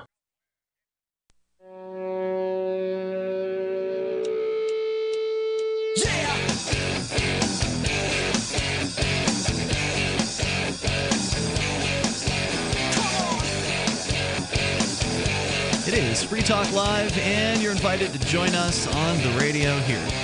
Toll-free number 855-450-FREE like freedom. We've been talking about everything from Bitcoin to popular culture in the form of Hollywood movies. You can, of course, bring up anything you want. With you tonight, it's Ian. And Johnny Ray. If you want to help build a better financial system for everyone, you should join Dash. Dash is digital cash. It's a digital money platform designed to replace cash and help people like you manage your own wealth. It's fast, it can be private and easy, fees are low, and transactions are quick and can be confirmed instantly. You can pay anyone, anywhere in the world, anytime for just pennies on the dollar. Dash is decentralized and run by users who earn rewards for helping run the network and make governance decisions. Anyone can invest in Dash and earn rewards for helping run the Dash network. So join Dash and help create a better financial system for everyone. Take back control over your financial future today and find out more at Dash.org. There's a lot of momentum behind Dash right now. Go to Dash.org and find out why. Again, our toll-free number here tonight, 855-450-FREE like freedom. We were talking about movies. Johnny Ray, you had seen the Thor Ragnarok. You appear to have enjoyed it. I quite liked it. Yeah. But it really, ultimately, my assessment is that for me, it really wasn't worth the price of admission. Oh, so you didn't like it that much. It was still good, but I'm just not, I don't love the movies enough to say this will get me to go. Was it in 3D? It is available in 3D, but I didn't see it in 3D. Is it true that the 3D thing has kind of fallen off? Maybe. Like, I'd heard that, well, first of all, I've heard that the TV manufacturers just aren't doing it anymore. They're not manufacturing the 3D TVs. They just didn't sell. And then I've also heard that more of the Hollywood directors are going back to 2D. Okay. So, like the Alien movie that came out this year did not have a 3D version, from what I understand. So I find when I go to see, the few times that I've gone to see 3D movies, when I went to Disney World as a young shaver, I went and I saw Captain EO at Epcot, I guess. Yeah, the old Michael Jackson thing. And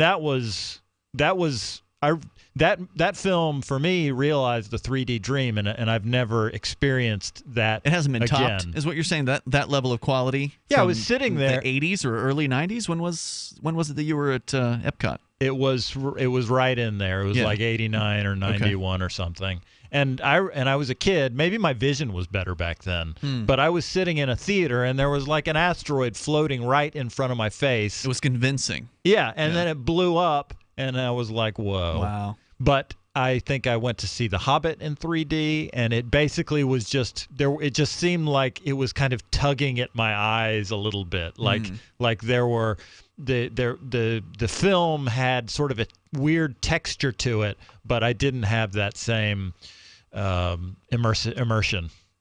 I've enjoyed for the most part the 3D, and I guess it came out back when Avatar came out, which would have been, I think, 2009. So it's not quite a decade, but it's been out there for a while, and a lot of theaters now have it. It's pretty common. It's never really been like ooh, that knife is about to hit me in the face. You know, they throw something right at the screen or whatever. But it has always been more like, oh, you can see a level of depth that otherwise wouldn't exist on a 2D screen. That's always kind of been the 3D aspect, at least in my experience of this 3D tech. But I mentioned the movie that I saw this weekend, Chappie, which was directed by Neil Blomkamp, the guy who did District 9. It was about a robot, a police droid, where in this somewhat near future, they in South Africa, which is where it's filmed, they have police droids that, they're droids. They follow orders, right? Like, they don't think for themselves.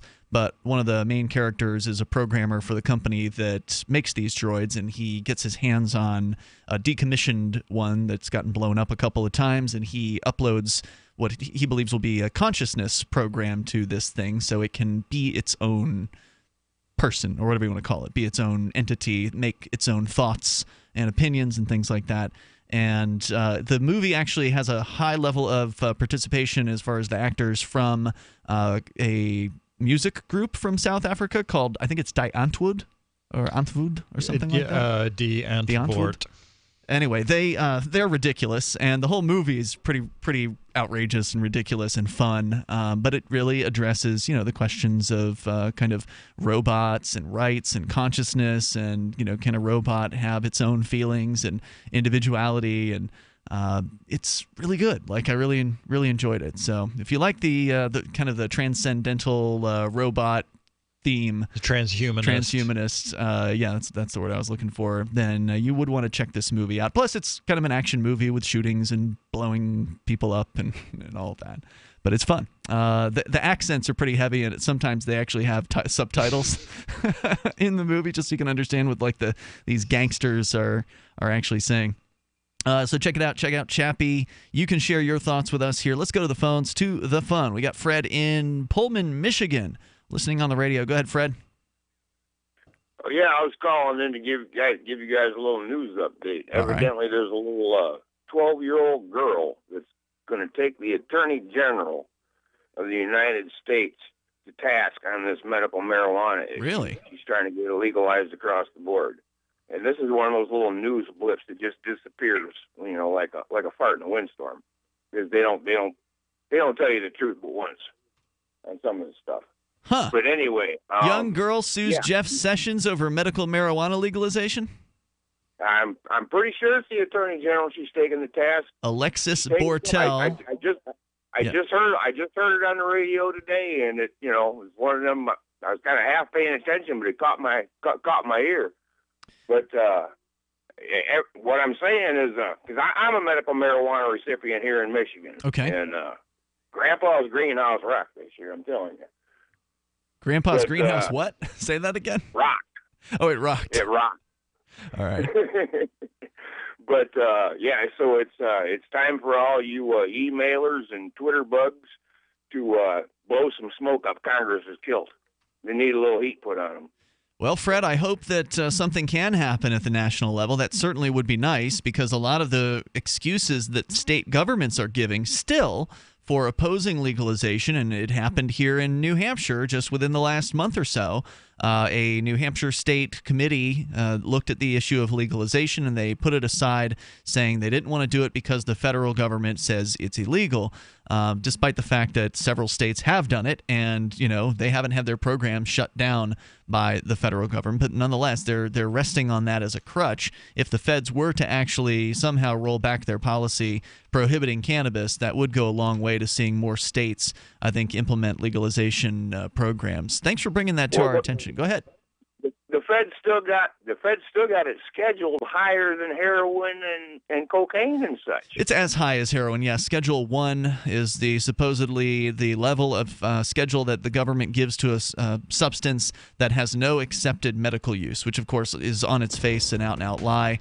We know that cannabis helps people medicinally, and it has been for hundreds of years. Thanks, Fred. Great call. Right. Appreciate hearing from you. We'll bring up the story here. I actually got the headline from NewYorkDailyNews.com. She is a chronically ill girl, and she is going to sue the Attorney General over medical marijuana. We can tell you more about that. You can share your thoughts as well. Our toll-free number is 855-450-FREE, like freedom. This is Free Talk Live. Looking for that edge during those intimate moments? We see many ads for enhancement, but the side effects include death. At GCN Team, we should change the Healthy Body, Brain, and Heart Pack to the Healthy Libido Pack. The brain and heart are not the only organs that require a healthy vascular system. For proper blood flow at the right moment, go to GCNteam.com or call 877-878-4203. That's 877-878-4203. That's 877-878-4203. Want revenge on the common housefly? Well, after 10,000 years, someone has finally come up with a better way. The Bug Assault, a miniaturized shotgun, which utilizes ordinary table salt as ammunition. Non-toxic and no batteries required. So much fun, you'll forget you have a wife and kids. $39.95 and free economy shipping. Use discount code GCN and get an extra 10% off your purchase at bugassault.com. Makes the perfect stocking stuffer. Get your Bug Assault today. On Free Talk Live, we're bringing people to the ideas of liberty every day. From wrestling superstars like Glenn Jacobs. You guys really are having an impact, I believe. Like I said, a lot of where I am now is due to listening to Free Talk Live. You changed my mind on some very important issues years ago. To random people tuning in on the radio. I was kind of stuck in the left-right paradigm. I heard your show by chance on a Saturday night.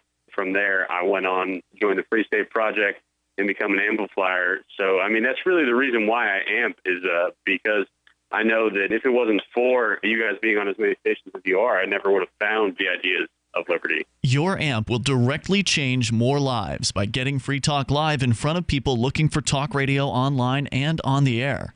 When you amp Free Talk Live, you get perks like access to the AMP-only Facebook group and AMP podcast. Visit amp.freetalklive.com. We've all heard about blockchain assets like Dogecoin, Ether, and Ripple. Bitcoin isn't the only player in the blockchain game any longer. And for those of us wondering how to get our hands on these digital assets, finally, there's a solution. Shapeshift.io allows you to buy and sell between your digital assets and Bitcoin instantly between your own digital wallets. I've used it with ease. Shapeshift.io. There's no account or email address needed. You send them the crypto you want to sell. They send back the crypto you want to buy. It's that easy. Shapeshift.io. Did you know you can watch Free Talk Live during our live show 7 days a week from 7 to 10 p.m. Eastern via our studio cams at cam.freetalklive.com? Plus, you can chat with other listeners while you watch, all totally free. Now that our live video stream is hosted by YouTube, our video archives will be online even faster, so be sure to subscribe to our YouTube channel. Listen, watch, and chat all free at cam.freetalklive.com. That's cam.freetalklive.com. Money, power, and respect are all yours at creditsuccesssecretsrevealed.com. Be seen as an industry leader. You can do it. The last application you filled out when it was time to hit submit did your nerves spike. You didn't get the approval you seek, but there's a better way. We teach you exactly what to place into the right systems the right way the first time so you get approved. Get up to $100,000 in instant business credit. Many people will get cash on the spot. Use those two tools in your new corporate credit engine so you can walk into the bank and get your project funded today. It's all about today at creditsuccesssecretsrevealed.com. Credit Success Secrets Revealed is explosive and ignites instant results. Dial 1-800-707-8719. That's 1-800-707-8719. 1-800-707-8719. Or just go to creditsuccesssecretsrevealed.com. You can connect with the Liberty Radio Network via our Facebook page at facebook.lrn.fm. That's facebook.lrn.fm.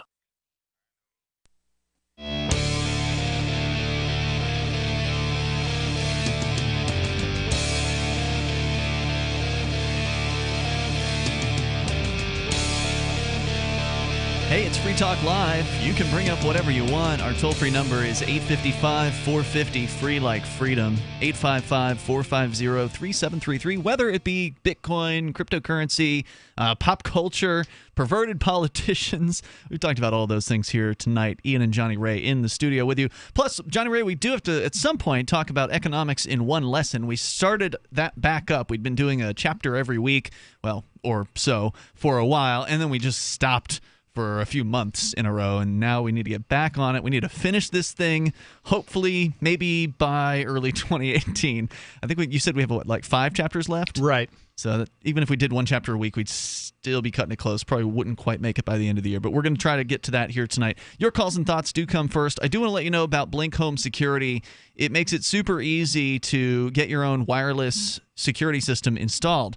And by install, I mean pop the batteries in and put these things places. You don't have to deal with drilling holes, running wires, or setting up a confusing or complicated DVR system. No, they do it all through this little hub. You plug that in. That's the only wire in the whole system. All the cameras themselves are wireless. They come with the batteries that you need. You get 3 Blink cams for what the other guys might charge you for 1 camera over at blinkprotect.com/FTL. You get it all set up, all on your smart device, so your smartphone or your tablet, some Wi-Fi enabled device. That's all you need to get these things rolling, and you can do it within minutes. It's super easy. You go to blinkprotect.com/FTL, like Free Talk Live, and get your home security or even your office security taken care of. You could use it as a baby monitor. You certainly could. You could guard your cigarettes with it. You can do whatever you want with it over there. blinkprotect.com/FTL. And let's go to your calls and thoughts. Carl is in New Jersey on the live Sunday edition of Free Talk Live. Hello, Carl. Oh, thanks for taking my call, Yes, gentlemen. Sir. Go ahead. You're talking about economics. I read in the paper today, but I already knew it from my bank statement. Interest is that interest that these big banks are paying. It went up to 0.4%. Now, let me just explain that to you. That's like picking up 4 pennies in a parking lot a month on $1,000. So 4 times 12 is 48 cents. Maybe in 3 years you could buy a cup of coffee with that great interest. Yeah, nobody's making anything on bank account interest rates. That's not an investment. No, then I hear you talking about Bitcoin. Just that guy bought at $1 a Bitcoin, now worth all that money now. Yeah. Boy, I wish I got it on that. We all wish that we'd had that kind of foresight. But the thing is, you can't beat yourself up over not having figured it out then, because we've figured it out now, even though it's taken this many years, and Bitcoin's now $10,000 or almost. Probably by the end of tomorrow, it's going to be $10,000. Maybe even tonight, at this rate, it could be $10,000 per Bitcoin. But that can still be the early end of these things. I mean, if you think about on the scale of money, right? Like, how long have human beings recognized gold and silver as something of value, some sort of as a medium of exchange between people? A long time. Thousands of years, right? Yeah, and then when did platinum come into the picture? I don't know when people started to value platinum, but at some point, it was a long time ago. It was, when you look at Bitcoin, it's been around for less than a decade at this point, and it only has, all things told, $150 billion market cap, meaning the entire value of every Bitcoin in existence globally is $150 billion. I'm rounding there. I don't have the exact number in front of me, but it's somewhere around that. That, by the way, is up 10 times over what it was a year ago. So a year ago, it was like $15 billion. So now it's over $150 billion. What's it going to look like a year from now? Now, again, it could fail between now and then, but it seems like the more people start to adopt it, the less likely the thing is to absolutely fail. But my point generally is 9 years is not a long time in the scheme of money, as far as like paper instruments, checks, things that have been around for credit cards have been around for decades. Hard money, the form of gold and silver, that's been around for hundreds, if not thousands of years. These are things that have had a long history that you can sort of understand where they've come from and how they've gotten to where they are. Bitcoin, we're still writing the history books on that. I mean, we're in the early phase. And if you think about it from how many people don't know what Bitcoin is, maybe they've heard about it, but they don't really understand it. They've not purchased any. Bitcoin is very, very small adoption rate as far as the amount of people in the world that have it. When that starts to grow even more, the sky's the limit with this thing. Because remember, one Bitcoin, you can break it down by 8 decimal points. So there's a lot of fractions of a Bitcoin that you can have. And so even if a Bitcoin were to become $1 million per Bitcoin, you can still spend $20 worth of it. You can still buy $20 worth of it. It'll just be, 0.0001 or whatever that amount is at that point. So we got a long ways to go. 10,000. We might be looking back in another year or a few years from now, and everybody's going to be saying, oh, man, remember when Bitcoin was 10,000? We should have bought some then, because now it's 100,000 or, 500,000 per Bitcoin. Right. Or it could fail completely. Who knows? Yeah. Anything's possible. Thanks for letting me get Of course, Carl. Thanks for your call tonight. I appreciate it. You had a great Thanksgiving. We will, and we did. Thank you. I mean, I can't speak for you, Johnny Ray. Did you have a great Thanksgiving? Yes, I did. All right, excellent. Sylvia is in Orlando. You're on Free Talk Live. Hello, Sylvia. Hey, guys. How's it going? Hey, good. What's up? All right. I just wanted to call in and piggyback off what the last caller was saying, and basically what you guys were saying about, my question would be, do you guys think Bitcoin could ever be fixed? Because I'm trying to find, a winning horse over here. And I don't think, my thinking is, with Dash, I personally think that Dash could be, a really strong competitor, because the way that they're modeled, you can go on their website and you can see roadmaps, and they have dates, and, they act more like a business more than, I see Bitcoin acting. And same thing with Bitcoin Cash. Like, I think the only thing that has going for that is just the name. But if Bitcoin can be fixed, then do you think it could be? And do you think we can ever go back to having low fees? And that's an excellent question. So for listeners unfamiliar, as we mentioned earlier, Bitcoin was the first cryptocurrency. And so it's got a real momentum behind it because it was first. And it took a while for the first competitor to come out. Now there's 1,000+ competitors out there. So there certainly are a lot of different cryptocurrencies that would love to unseat Bitcoin. And many of them are technically better from a technical perspective than Bitcoin is. But Bitcoin's got that momentum. It's got that first mover advantage. It's got the network effect. It's got the installed user base. It's got the businesses that are accepting it. And none of the other ones even come close. So, of course, we all want to see Bitcoin get fixed. I'd love to see Bitcoin all of a sudden, next week or tomorrow or next month or whenever, as soon as it could be done, go back to being like the old Bitcoin was, back when you could spend it for under 2 cents per transaction, back when the transactions only took 10 minutes maximum to confirm. And that's what you were saying when you wanted to fix it, right? You want to make it so it's like that again. yeah, because like I see Dash already doing that, and they already have plans of like integrating merchants and stuff like that, which Bitcoin is already doing, but at a cheaper, fee. And I just feel like if Bitcoin is going to stay this way, then might as well go with Dash. But then we have Bitcoin Cash coming in, but I don't see anything in their website about roadmaps or what they have plans. It's just like, as a business standpoint, I feel like Dash is more agile. They're more innovative. They're here to please the consumer, unlike the other two cryptos.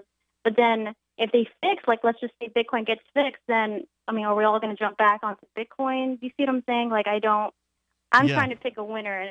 I don't know. I don't know how anybody can pick a winner given that there's so much competition. It's hard to say. Dash looks good. Dash is doing well. It's number 6 on the charts. It was number 5, but it got pushed down because Bitcoin Gold is now on the charts. If you go to CoinMarketCap, you can see that there. Bitcoin Gold is now at number 5, which is another one of these forks of Bitcoin. So now in the top 5, you have 3 things that are calling themselves Bitcoin, and then there's Ripple, which and Ethereum. Those are the other 2 in the top 5.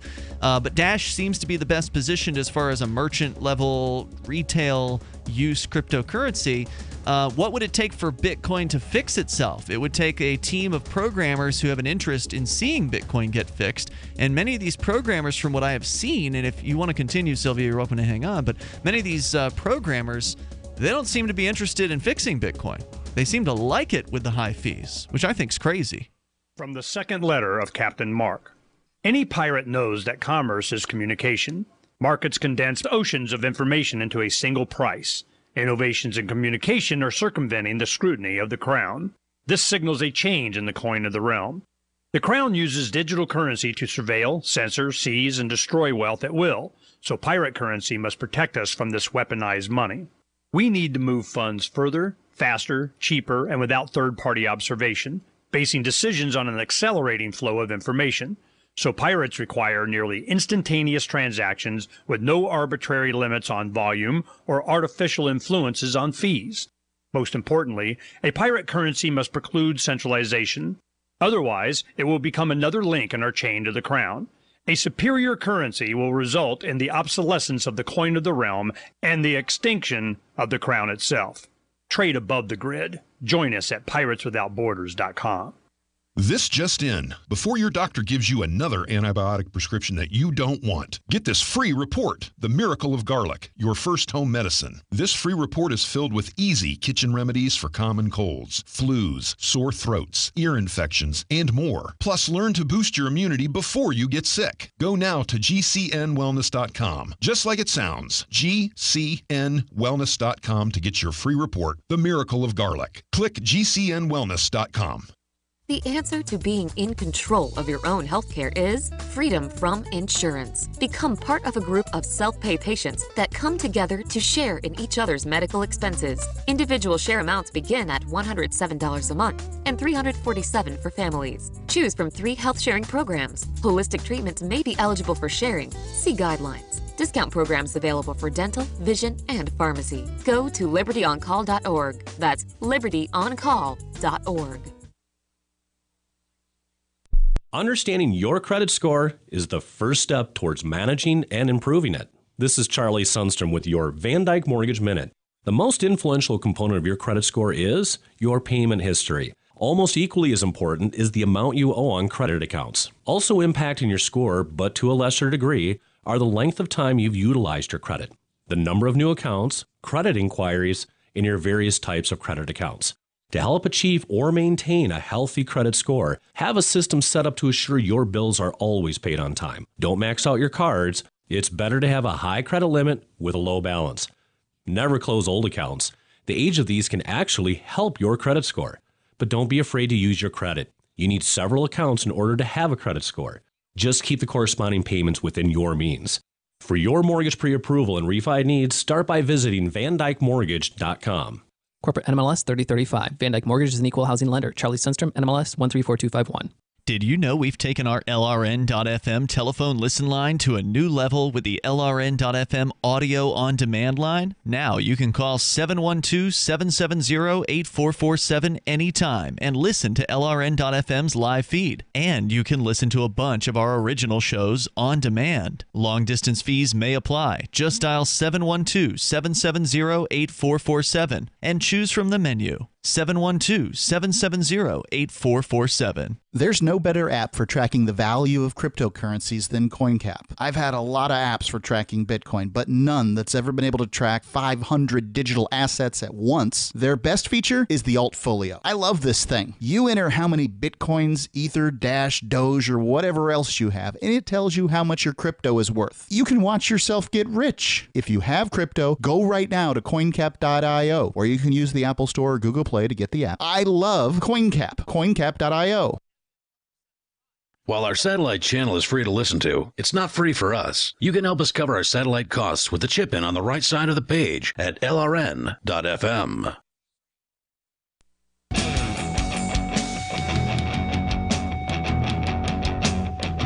This is Free Talk Live. You are invited to join us here. The number is 855-450-FREE like freedom.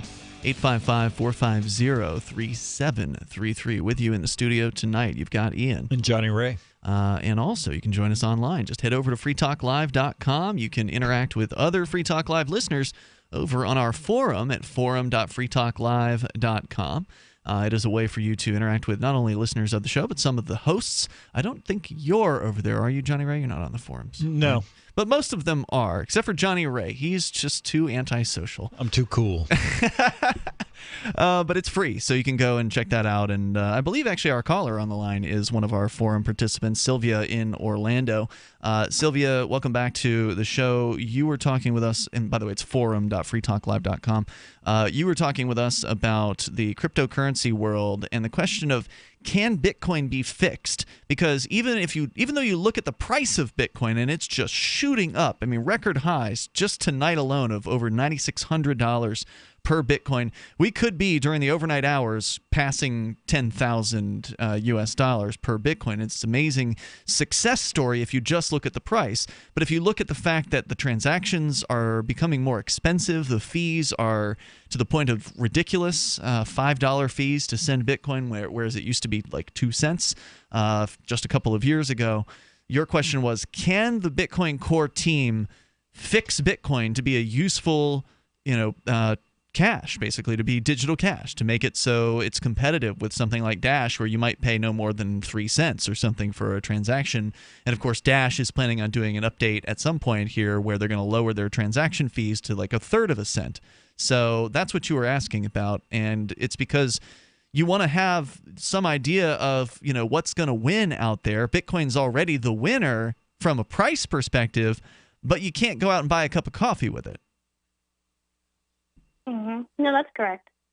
Right, and so the answer is it would have to be in my opinion, it would have to be a sea change behind the scenes of Bitcoin, because as we mentioned earlier in the show tonight, there's a theory out there that has some evidence, I think, to back it up. I was looking at a chart that somebody claims is true. I don't know if it's actually true because it would probably require some level of research to verify.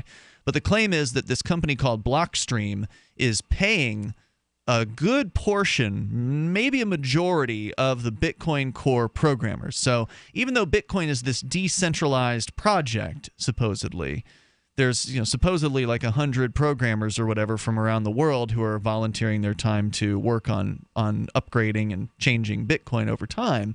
This company Blockstream got like $100 billion from some big bank and then started pouring that money on these Bitcoin programmers. They ended up somehow kicking Gavin Andresen out, who was the original sort of number 2 to Satoshi Nakamoto. Satoshi, the original creator of Bitcoin, the anonymous creator who since has disappeared, handed over sort of the keys of the kingdom, if you will, to Gavin Andresen back when Satoshi left. And they managed to somehow oust Gavin from the Bitcoin Core team, so he's gone. And Gavin has been a longtime supporter of Free Talk Live. He's a libertarian. He's a an anarcho-capitalist kind of guy. He believes in Austrian economics and that kind of thing. He's gone, and so now you got people like this guy called Luke Dash Jr. And he's saying things like this on Twitter. Here's one of the quotes from him recently. Quote, "Taxation is not theft in the first place. Even if there's no vote at all, you still have a moral obligation to pay just taxes." So, now, not every Bitcoin Core programmer necessarily agrees with Luke Jr., but this is one of the more prominent, or Luke Dash Jr., whatever the heck his name is. This is one of the more prominent guys on the programming team. And this guy is a statist. I mean, clearly he believes in the government. He believes in the government's ability to tax and thinks that it's moral for the government to tax you. In my opinion, this is a very different perspective than the sort of anarchist, libertarian leanings of Satoshi Nakamoto and some of the original founders, the original programmers of Bitcoin.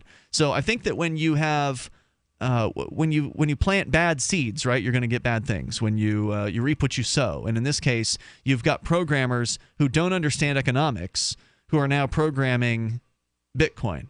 And I don't think that anything good's going to come out of that, Sylvia. So it's hard for me to have any real hope that Bitcoin is going to be fixed when you've got programmers like this Luke Dash Jr. character speaking in favor of the state, speaking in favor of the government, admitting that they don't even use Bitcoin, that they want Bitcoin to be this store of value that's very expensive.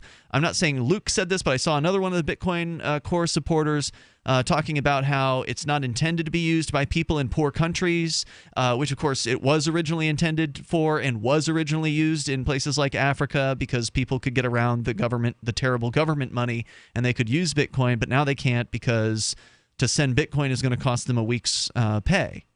And so I think there's some real fundamental issues that Bitcoin is facing, and without a complete change of the programmers behind it, I don't think you're going to see a fix. Johnny Ray, do you think there's a chance here? I think that to fix Bitcoin, it will be something like, it will either be Bitcoin Cash or something like it. Well, you could argue Bitcoin Cash is already fixed because Bitcoin Cash is more true to the Satoshi Nakamoto original vision than the big Bitcoin or Bitcoin Core. That's how I'm personally proceeding, is as though Bitcoin Cash is the answer and it is the fix. So do you still hold Bitcoin? Yes, I do. Me too. Yeah. Oh, yeah. But now, can't somebody, the core developers have access to the Satoshi client? And they're the ones who can... The Bitcoin Core client, the full node? Yeah. Yeah. And that is just for reasons of prestige that carries a lot of weight. But couldn't somebody come out of left field with something, another implementation of Bitcoin that could fork off of it? I think it will be a fork of Bitcoin. And what I like about forks is that if you've got skin in the Bitcoin game, then you can take advantage of a fork. Sure. Yeah. So if that succeeds, then you're already in it. But couldn't somebody come out of left field who's not a core developer and bring something to the table that the users and the miners all love, and that would be the new Bitcoin? Does it have to be? Does the core development team, do they have to be the ones to fix it? So what you're describing is, again, a proposed fork, right? So if for listeners that are unfamiliar, when Bitcoin forks, there's two types. There's a soft fork and a hard fork. The soft fork, when that happens, everything that the old software prior to the soft fork is still compatible. Whereas the hard fork, the software prior to the hard fork is no longer compatible from the hard fork forward. And so they would have to hard fork Bitcoin into the Bitcoin that they want it to be. And then if it is popular enough, the miners and such would follow. So that was the plan originally with this thing that was called SegWit 2x, was they had this plan to increase the block size to 2 megabytes from 1, which would double the capacity of the Bitcoin network for transactions. And they believed they had a lot of support, but then at the last minute, or a week before their planned time to fork Bitcoin, they canceled. They bailed out.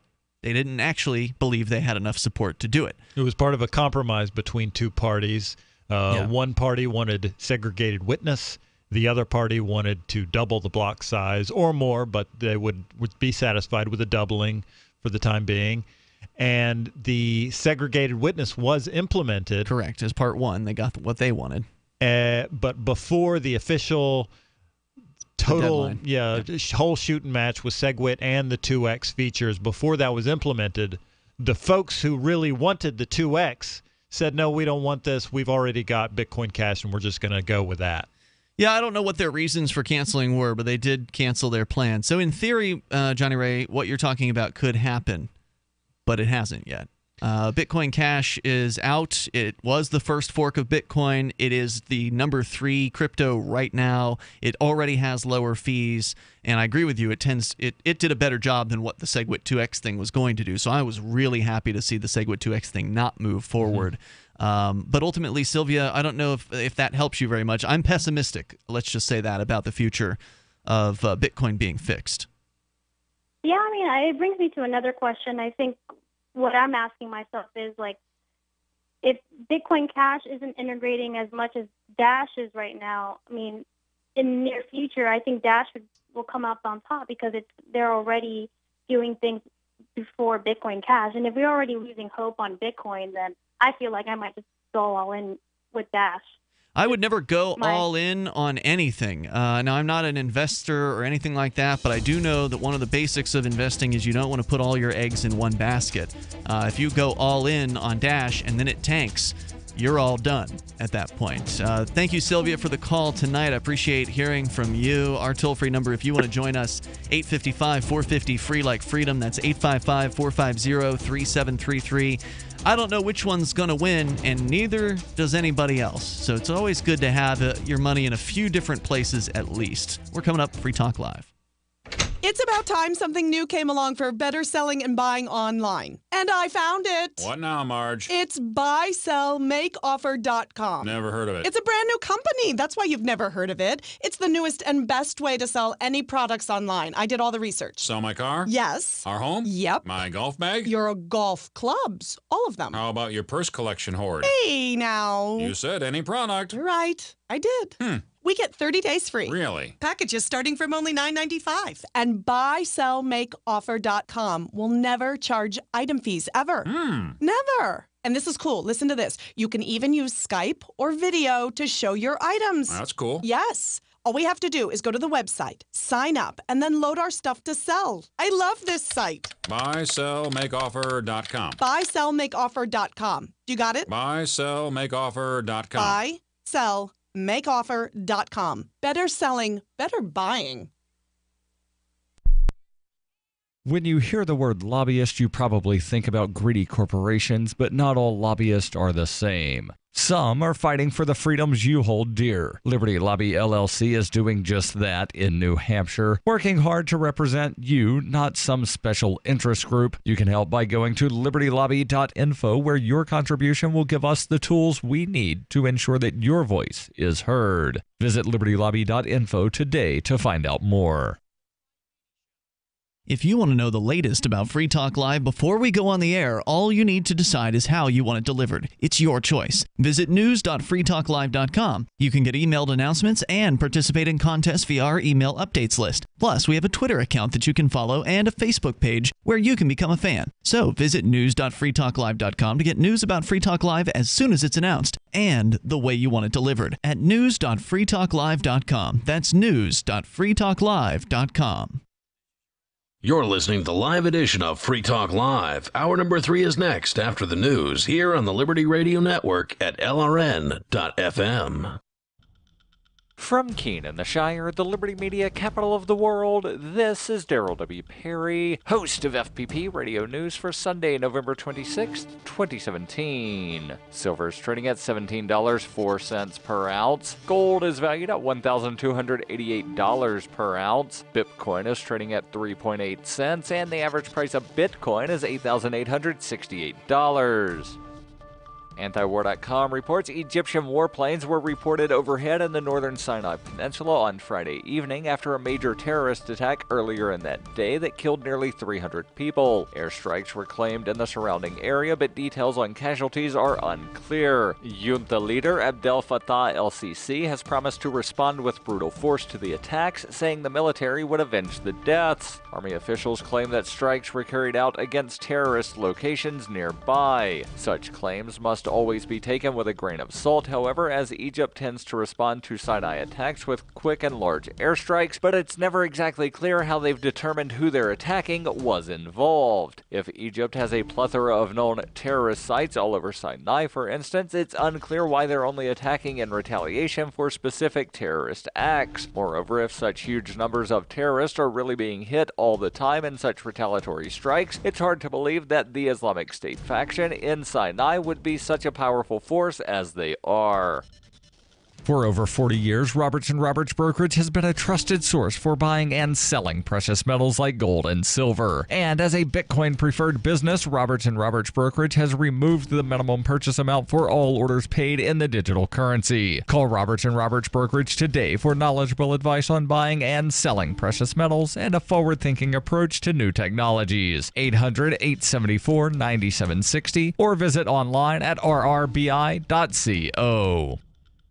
UPI reports Russian President Vladimir Putin has signed legislation allowing his government to classify media outlets in the country as foreign agents. The law came in response to the U.S. Department of Justice requiring RT, the state-owned TV network of Russia, to register as a foreign agent under the Foreign Agents Registration Act. Earlier this month, Putin called it an attack on freedom of speech, according to state-owned Sputnik. Putin signed the new law after the Federation Council, the upper chamber of parliament, passed it 154-0 on Wednesday. On November 15th, members of the State Duma approved the bill. The law was published on Russia's official legal information internet portal on Saturday. Immediately, the Justice Ministry sent notices to several Radio Free Europe, Radio Liberty news services, as well as Voice of America and CNN. The letters did not spell out potential restrictions, but Sputnik reported that classified media outlets will have to publish a notice that their materials are provided by a foreign agent, report on their activities, submit information about the composition of their management, and provide expense reports. Radio Free Europe, Radio Liberty President Thomas Kent said, "We cannot speculate at this time on the effect of the new law since no news organization has yet been specifically named as a foreign agent, and the restrictions to be imposed on such agents have not been announced. We remain committed to continuing our journalistic work in the interest of providing accurate and objective news to our Russian-speaking audiences." Earlier this month, Radio Free Europe said the situation regarding Russian media in the U.S. and the U.S. media in Russia remain vastly unequal, saying RT and Sputnik distribute freely in the United States, whereas Radio Free Europe, Radio Liberty has lost its broadcast affiliates in Russia due to administrative pressure and has no access to cable. Radio Free Europe, Radio Liberty reporters are reportedly subject to harassment and even physical attack in Russia. U.S. intelligence agencies in January determined that RT and Russia's Sputnik news agency spread disinformation during the 2016 U.S. presidential election campaign. Last week, the executive chairman of Alphabet, the parent company of Google, said the online search giant will make news articles from Russian-funded news sites difficult to find on their platform. On Wednesday, Facebook announced it will introduce a new tool to show users any pages they've followed that are linked to Russian propaganda. In October, Twitter said it would no longer be accepting advertisement from Sputnik or RT. Russian Foreign Ministry spokeswoman Maria Zakharova said in September, when it comes down to a fight with no rules, when the law is twisted and turned into an instrument for the destruction of a TV company, every step against a Russian media outlet will be met with a corresponding response. You can support FPP Radio by joining the Fans program. To learn more or to join the Fans program, visit fans.fppradio.com. This has been FPP Radio News, online at fppradio.com. Following morning reports indicating that Philadelphia High School for the Performing Arts student Samantha Bylum deals with really weird social pressures on a daily basis, Onion reporters met with the 16-year-old dance student who described feeling regularly alienated from her peers for extremely bizarre reasons. If you're not up to date on the latest urban street art or Esperanza Spalding albums, the other students will eat you alive. It can get pretty brutal. Just the other day, everyone cut class to go watch the $1 Million Quartet musical at the Forest Theater, but nobody told me. Now I'm the only one that hasn't seen Lance Guest's rendition of Folsom Prison Blues. It's humiliating. According to Bylum, the school year shows no sign of letting up as she continues dealing with the everyday stresses of auditioning for the school's production of My Fair Lady, keeping up with the latest punk Afrofusion dance groups, and not having enough fishnet sleeves to wear throughout the week. Honestly, I don't know how the other students deal with it. Keep checking theonion.com for more as this story develops. This is the Onion News Network.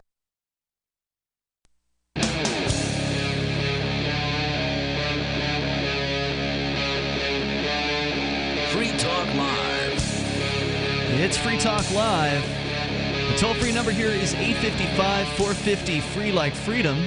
That's 855-450-3733. We do have Skype, and Skype username is lrn.fm. We've got, as I said, you can call in here. You can bring up anything. We're just being stunned by some of these numbers out of the cryptocurrency world. Been talking a lot about Bitcoin and crypto here tonight. Ian and Jonny Ray in the studio for this live Sunday edition of Free Talk Live.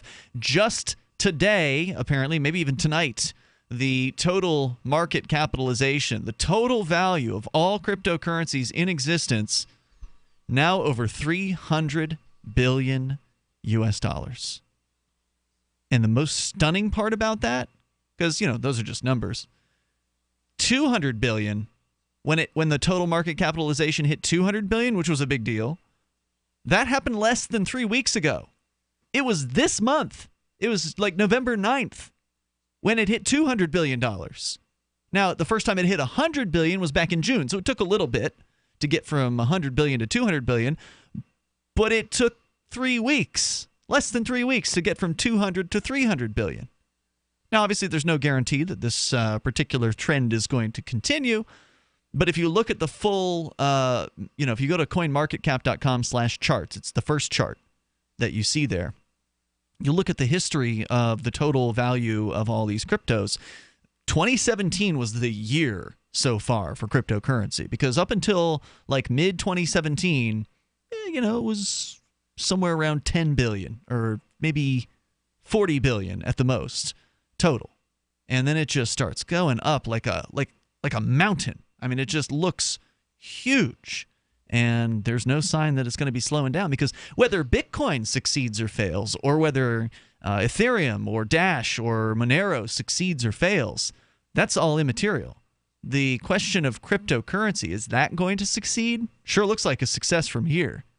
And if it keeps gathering steam, if it keeps gathering users and more options out there in the marketplace competing, and there's over 1,000 cryptocurrencies competing right now for that $300 billion. I don't see how this is going away anytime soon. Let's go to your calls and thoughts, though. Frank in Hubbard Lake, Michigan. You're on Free Talk Live. Hello, Frank. Yeah. Well, I got a question for you, but as far as the run-up on Bitcoin here in this last week, yes, sir. I'm figuring it's because the old Washington Crusties finally cleared their throat and said, I object, what's going on here? And then it got a little media blip, and everybody that hadn't been notified is now going, Are you saying that it was the big bankers who were complaining that got people interested? Well, I don't know. I mean, it obviously disrupted Washington because you got a fart out of the old boys. But the question I have is that the Bitcoin was first, and obviously the fees are getting kind of obtuse. Yep. And then we got a fork off, which is the Bitcoin Cash. Bitcoin and now Cash. we got a new fork off, which is the Bitcoin Gold. Yep. Right? All right. Well, anything that's spawned off of the illegitimate trunk, I kind of have a leery feeling about. Yeah. But this Dash and what's the name of the other two that are above them on the top five there? Or six? Number 2 right now is Ethereum, and then number 4 I think is Ripple. Number 2 is Ethereum. Yeah. So that has gotten in between Bitcoin and Cash. For a little bit, Bitcoin Cash had passed Ethereum when Bitcoin Cash had a big run-up a couple of weeks ago, but Ethereum has been number 2 for quite a while. It's been solid number 2. Well, I guess I got a question that a lot of people will probably would like a response to. Is Sure. What makes the Ethereum and what'd you say the other one was? Ripple. Ripple. What makes the Ripple and the Ethereum above board of the Dash? Well, I have no idea. There's so many different competing currencies out there. Ethereum isn't even as much of a currency as it is a platform. Ethereum. So if you think about Bitcoin as this sort of decentralized form of money, my understanding of Ethereum is it's like a decentralized programming platform, meaning that the Ethereum network actually runs programming code in the form of what they call smart contracts. And with these smart contracts, they can do things that are different and more intricate than Bitcoin can. So Ethereum has kind of a different use case entirely than many of the other cryptos. Would this theoretically be a little harder to capture than what has happened to the Bitcoin? I'm not sure if I understand what you mean by harder to capture. Well, evidently they've got this big money buyout on all the miners, and they're trying to gain some kind of corporate big money control. No, okay. So in Bitcoin, the conspiracy theory behind the Bitcoin core and why things are so bad is because this company called Blockstream has bought out the programmers basically of Bitcoin core and is throwing all this money around. The miners are a different group. They are separate from the programmers. The miners are the people who kind of keep the Bitcoin network together and keep basically they by doing the mining, they're putting the transactions, they're verifying the transactions, and they're storing them in the blocks which appear on the blockchain, which is the distributed public ledger that is the guts of the Bitcoin universe. Right. And well, kind of back to the original statement. Is the Ethereum theoretically have more speed bumps to get in the way of piracy and takeover and such? I don't know what the governance structure of Ethereum is, so I don't. Even though I've purchased some Ethereum at time in the past, I don't intimately know exactly how it's run compared to Bitcoin. So that's a good question. I don't have an answer for you. I don't know, John. I heard the girls talking up. I heard the girls talking up the Dash earlier, and what is the price structure on this top 6 here? What's each one selling for? Well, okay, so anybody that has the internet can go to coinmarketcap.com. You can see right now Bitcoin, the dominant player with $161 billion market cap, the current price of a Bitcoin at $9,671. Below that, 10 grand pretty much. Yeah, below that you've got Ethereum, which has a $45 billion market cap, so about a third of the market cap of Bitcoin. The price of an Ethereum is $473. I think you said Bitcoin was priced at $900 per unit. Did I? 9,671. Yeah, it's pretty near 10 grand. Right. It could cross 10 grand tonight at this rate. Below that, you got Bitcoin Cash at number 3 with a $28.7 billion market cap at a price of $1,709.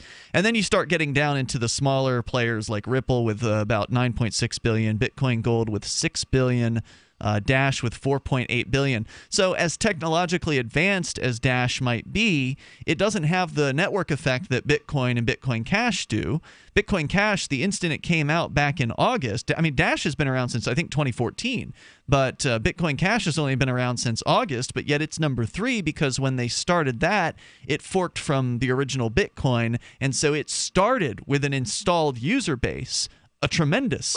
It had the same user base as Bitcoin did at that point, and the same thing with Bitcoin Gold. So that's why Bitcoin Gold all of a sudden started. Another thought of mine is which one of these old dogs was the first one on the stump?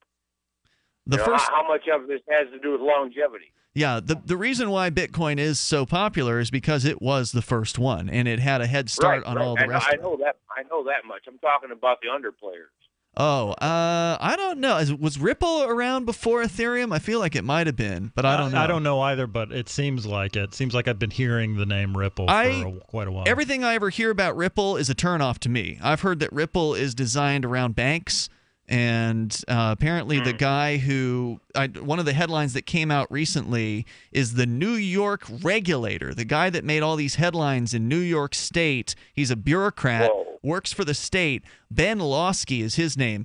This guy has apparently joined the board, I believe the board of directors of Ripple. So they brought one of the most evil, anti-freedom people and put him on their board of directors. So to me... Holy cow. Yeah, to me, that's a huge red flag. I mean, it may be, as far as an investment is concerned, some people have done very well with Ripple, obviously, but I don't want to put my money that I control into a cryptocurrency that is, I think, corrupt. Hey, thank you for the call tonight, Frank. I appreciate hearing from you. But yeah, check out, you would probably enjoy looking at coinmarketcap.com. And one of their competitors is coincap.io. They're great lists of that'll show you at any given moment the prices of literally over 1,000 different cryptocurrencies. I thank you for the call tonight. Very handy information. It's fun to watch and see, who's in the top 10. And then what about all the rest of them? Is, one of them going to rise up someday? Who knows? I got my Blink home security system delivered right to my door. I downloaded the app and it walked me right through the easy setup. Even with my complicated router system, I was done in like 10 minutes. Now it notifies me whenever something moves in front of the wireless cameras, or I can just check it whenever I want right from my phone. And I got you a deal. Get 3 Blink cams for what the other guys charge you for 1, plus an extra 10% off. Visit blinkprotect.com/FTL. blinkprotect.com/FTL. blinkprotect.com/FTL. Do you want to help build a better financial system for everyone? Join Dash. Dash is Digital Cash, a digital money platform designed to replace cash and help people manage their own wealth. It's fast and easy, fees are low, and transactions are confirmed instantly. Dash is decentralized, run by users who earn rewards for helping run the network and make governance decisions. Dash is set up to succeed where other platforms have failed. Give it a try at dash.org. Help people take control over their financial future today. Find out more at dash.org.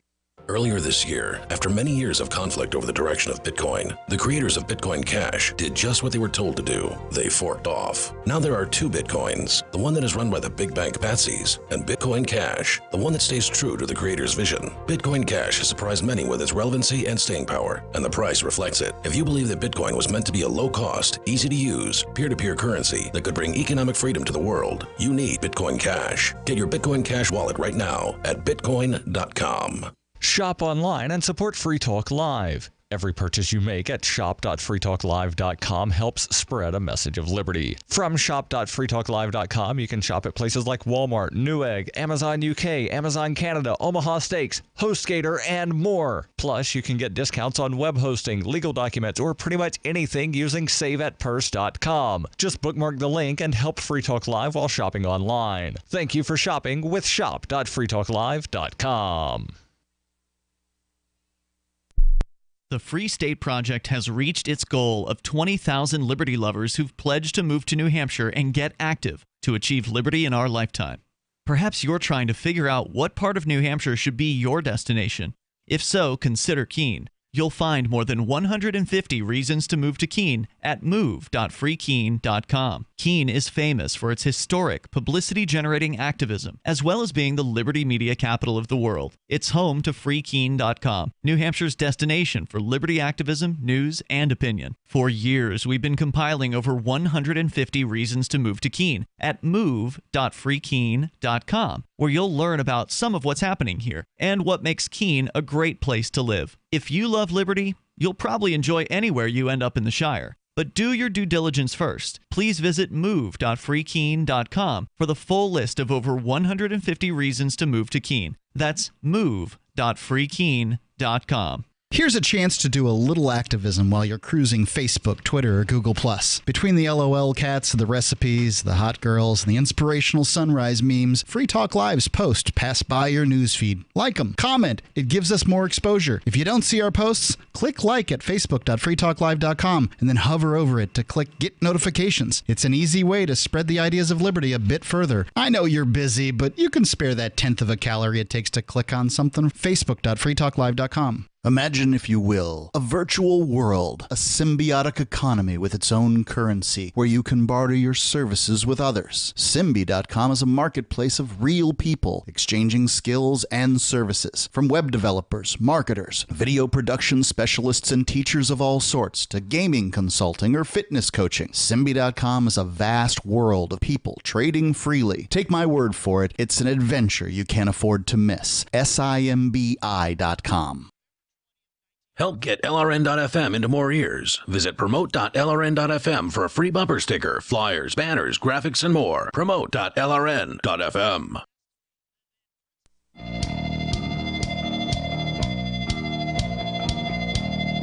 It's Free Talk Live. You may dial toll free to join us here. Our number is 855-450-FREE. That's 855-450-3733. We do have Skype at Skype username LRN.FM. Joining you in the studio tonight, you've got Ian. And Johnny Ray. Of course, you can bring up anything you want. Lots of cryptocurrency discussion tonight, as you might expect, given the fact that Bitcoin is flirting with $10,000 per coin price. It's right now at around $9,678. Last night, I think it was like 80 or 90... 90 no it was 8,800 or something like that. Like we were talking about, it's going to cross 9,000. Now it's about to cross 10,000, and it's been like a day since then. So it's incredible to watch this happen, with the total market capitalization of all cryptocurrencies combined worldwide over $300 billion as of today, another record high. It's fun to watch and interesting to speculate about the future as we continue with your calls and thoughts. But I do want to invite you to get your holiday shopping taken care of over at shop.freetalklive.com. There are links there to online stores like Walmart, where when you enter through our link, Free Talk Live will get a portion of your purchase price. You're going to do the shopping anyway. You might as well start at shop.freetalklive.com and get your holiday shopping done. Don't even bother with the parking lots and the hassles and the real-life stuff when you can just do it online at shop.freetalklive.com. As we go to your calls and your thoughts, we've got Venkman on the line calling from FEMA District 9. You're on Free Talk Live. Go ahead. The Commonwealth of FEMA Region 9. Okay. Ian. Well, good evening, gentlemen. Listen, really exciting times with cryptocurrency here. Yeah. I kind of liken this to the early 90s when the internet was first kind of becoming of age, and you had Prodigy and AOL and numerous other dial-up internet service providers. That was kind of the birth of this information sharing, and I really look at cryptocurrency as being kind of that equivalent now in terms of currency. So very exciting times. But one thing that I've kind of accepted is that this is a long-term play. I don't look at it as in terms of an investment. I know some people may. I look at it as supporting fundamental belief that is cryptocurrency and what that means for freedom throughout the world. And so I don't do a lot of trading. I have basically created a cold wallet. For those people that don't know, cold wallet is basically just a private key, public key pair of your Bitcoin address that is completely offline. It's just printed and you store it somewhere safe. And it's probably one of the more safer ways to store cryptocurrency. It's not very convenient, but it certainly is more safe than keeping it on an electronic device. Generally, convenience involves risk, right? So the less convenient it is, the more safe it is. Absolutely, couldn't agree more. And so when it comes to these forks, I did participate in the Bitcoin Cash fork, and by participating, I mean that I imported my address into a client that accepted Bitcoin Cash, and it was able to basically pull those funds, the funds that were assigned to my private key, and I was able to redeem it. However, that's quite a process. Yeah. And so my thought process here is that if I just keep the cold wallet where it is, regardless if there's 20 forks down the road, 30 years from now, we have 20 different versions of Bitcoin, God forbid. Yep. In theory, I would think that cold wallet should still be viable to do all those redemptions. It right? should if I be. didn't touch it and I just left it where it was, and 20 years from now, the cards fall as they may. That address, in theory, should still be good. Would you agree? It should. Here's the problem, at least as the way I see it, is technology is always changing. And so it's not to say that address will be bad. Those Bitcoins will be there because every time it forks, every time Bitcoin forks, which has happened now 3 times, I believe, 2 or 3, depending on how you look at it. We can talk about those in a moment. But your Bitcoin private key gives you access to the original Bitcoin and the new forked version. So Bitcoin Cash or Bitcoin Gold or this Bitcoin Diamond, which some people are saying is a scam. We can talk about that one coming up in moments. But as you pointed out, it's a pain in the butt to, in some cases, it can be easy depending on the platform where you're holding your Bitcoin, because some of the platforms make it easy. So like a hardware wallet like Trezor, they've just built in a key they built in like a converter or extractor or whatever into their system. You just click a few buttons and then you get access to the new thing. That's pretty easy, and it's also very, very secure. Like a private, like the cold wallet you're talking about, the hardware wallet is like that, but a little bit better, more accessible. So you may want to consider getting something like that, because then you can crack out some of these new forked versions of Bitcoin a little bit easier. So like for me, when Bitcoin Gold came out, I was like, well, do I really want Bitcoin Gold? I mean, yeah, I can hold it, but what if it goes down in value over time? I could trade it right now and, turn it into more Bitcoin, right? What it came from. That's kind of what I decided to do, is because I don't really see a use for Bitcoin Gold. I see a use for Bitcoin. It's obviously the number one thing. I see a use for Bitcoin Cash because it's like more useful than Bitcoin as far as you can actually use it with the low fees. But what's the use for Bitcoin Gold exactly? Not real clear on that. That doesn't mean there won't be one, or that the market won't determine that it's the better currency in the long run. I just decided, Bitcoin's going up, Bitcoin's shooting up. I think I'll convert the Bitcoin Cash, the Bitcoin Gold. This is getting confusing with all these Bitcoins. But since the Bitcoin Gold was basically like free money, if you want to look at it that way, that came out of the original Bitcoin Core, I figured I'll just convert it into Bitcoin Core and have more Bitcoin Core. So that's what I ended up doing. Whereas if I'd waited 20 years, as you're talking about, who the hell knows what's going to happen with Bitcoin Gold between now and then? What if it tanks completely within that time frame? Then you'd be kicking yourself over not having done something with it now rather than waiting 10 years. Now, of course, the reverse could happen, where Bitcoin Gold could somehow surpass the original Bitcoin, and then you'd be super happy about that.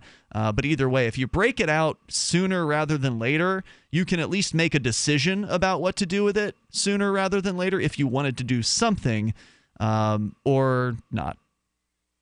And the other thing is... It's a really good point.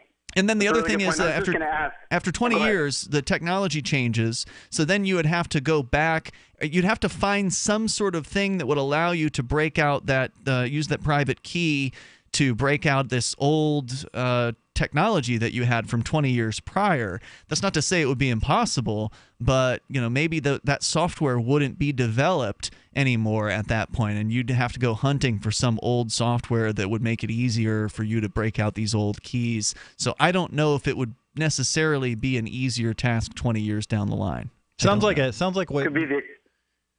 like you're advocating for just more complexity, Ian. I mean, how much did you sell that Bitcoin Gold for? At what percentage of Bitcoin was it when you sold it? How much Bitcoin did you get for your Bitcoin Gold? What was it? I think Bitcoin Gold was at about $360 this weekend per Bitcoin Gold. So you got a fraction of a Bitcoin for each Bitcoin Gold.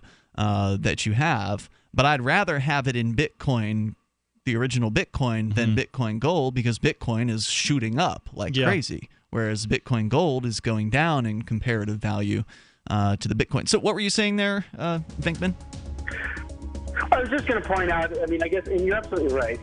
You can make use of that cryptocurrency fork to your advantage or potential disadvantage, depending on how the particular cryptocurrency may play out. I think that just pointing out the safer bet that at least if you keep it where it is, you're kind of you get an automatic hedge every time the fork occurs, right? You're getting an automatic. It is definitely the safer bet. There's no doubt about that. Thanks, Venkman. Right. There's more coming up. Right.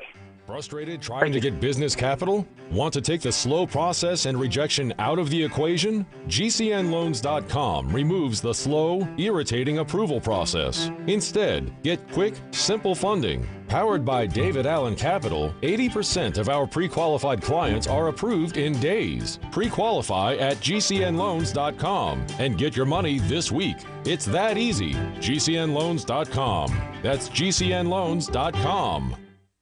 A commemorative President Trump dollar for only $5? Yes, the historic Trump dollar starts at only $5 at TrumpDollar.us. Choose from our unique 3-coin collection in gold, silver, and copper. The Vote Trump dollar, Inaugural Trump dollar, and Make America Great Again Trump dollar. Available only at TrumpDollar.us. Minted in the USA, our Trump dollars commemorate President Trump's patriotic stand. Order your Trump dollar collection today in time for Christmas delivery at TrumpDollar.us. That's TrumpDollar.us. This is Michael Dean from the Freedom Fiends. I've run websites since 1996 and have used over a dozen web hosts in that time. AgristHosting.com is the only one that hasn't broken my heart. Agrist Hosting's uptime and service is stellar, and their DDoS mitigation is the best I've seen. That's important because if you tell the truth in this world, you'll ruffle feathers. And some people will try dirty tricks to silence your voice. No matter what the haters hit us with, Agrist Hosting keeps our websites online. If you have a mission-critical commercial presence or a world-changing activism site, you cannot tolerate any skullduggery. So go with AgristHosting.com. Have a WordPress or blog site, but you're not satisfied with performance or uptime? Or just want raw hosting? Want to pay with Bitcoin? Agrist Hosting specializes in high-performance hosting with personalized service. Go to AgristHosting.com and click on the button that says Get Hosted. That's AgristHosting.com.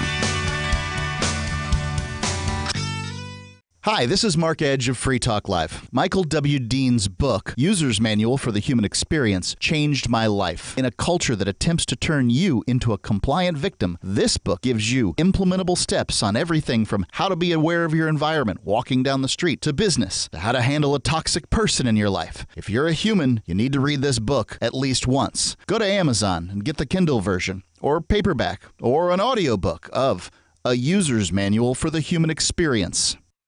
So you've heard all 3 hours of the latest episode of Free Talk Live, and you're still hungry for liberty-oriented audio content? Did you know that we have another 24/7 audio stream at LRN.FM? The Liberty Radio Network airs the latest episodes of some of the best liberty-oriented podcasts on the internet around the clock. In addition to recorded content, you'll also hear live shows like Free Talk Live, originating from our Keene, New Hampshire studio. So listen anytime at LRN.FM. That's LRN.FM. Is spreading the message of liberty, cryptocurrency, and peace around the globe worth $2 per month to you? As you may already know, in addition to our internet feed, LRN.FM broadcasts on free-to-air satellite across North and Central America, as well as Sub-Saharan Africa. And we've been available on satellite for free 24/7 since 2010. The LRN.FM free-to-air satellite signal is reaching some of the most oppressive regimes in the world, and there's no doubt our ideas are making an impact. You can learn more about the channel's impact by watching the 3-minute video at fund.lrn.fm. If you'd like to help free minds globally with our ideas of liberty, cryptocurrency, and peace, you can donate as little as $2 per month via fund.lrn.fm. You can help us continue and expand our satellite broadcast to multiple continents. Visit fund.lrn.fm today, and thank you for your help. Don't forget to share the link on social media. That's fund.lrn.fm. This is the Liberty Radio Network, broadcasting the latest liberty-oriented audio content 24 hours a day at LRN.FM.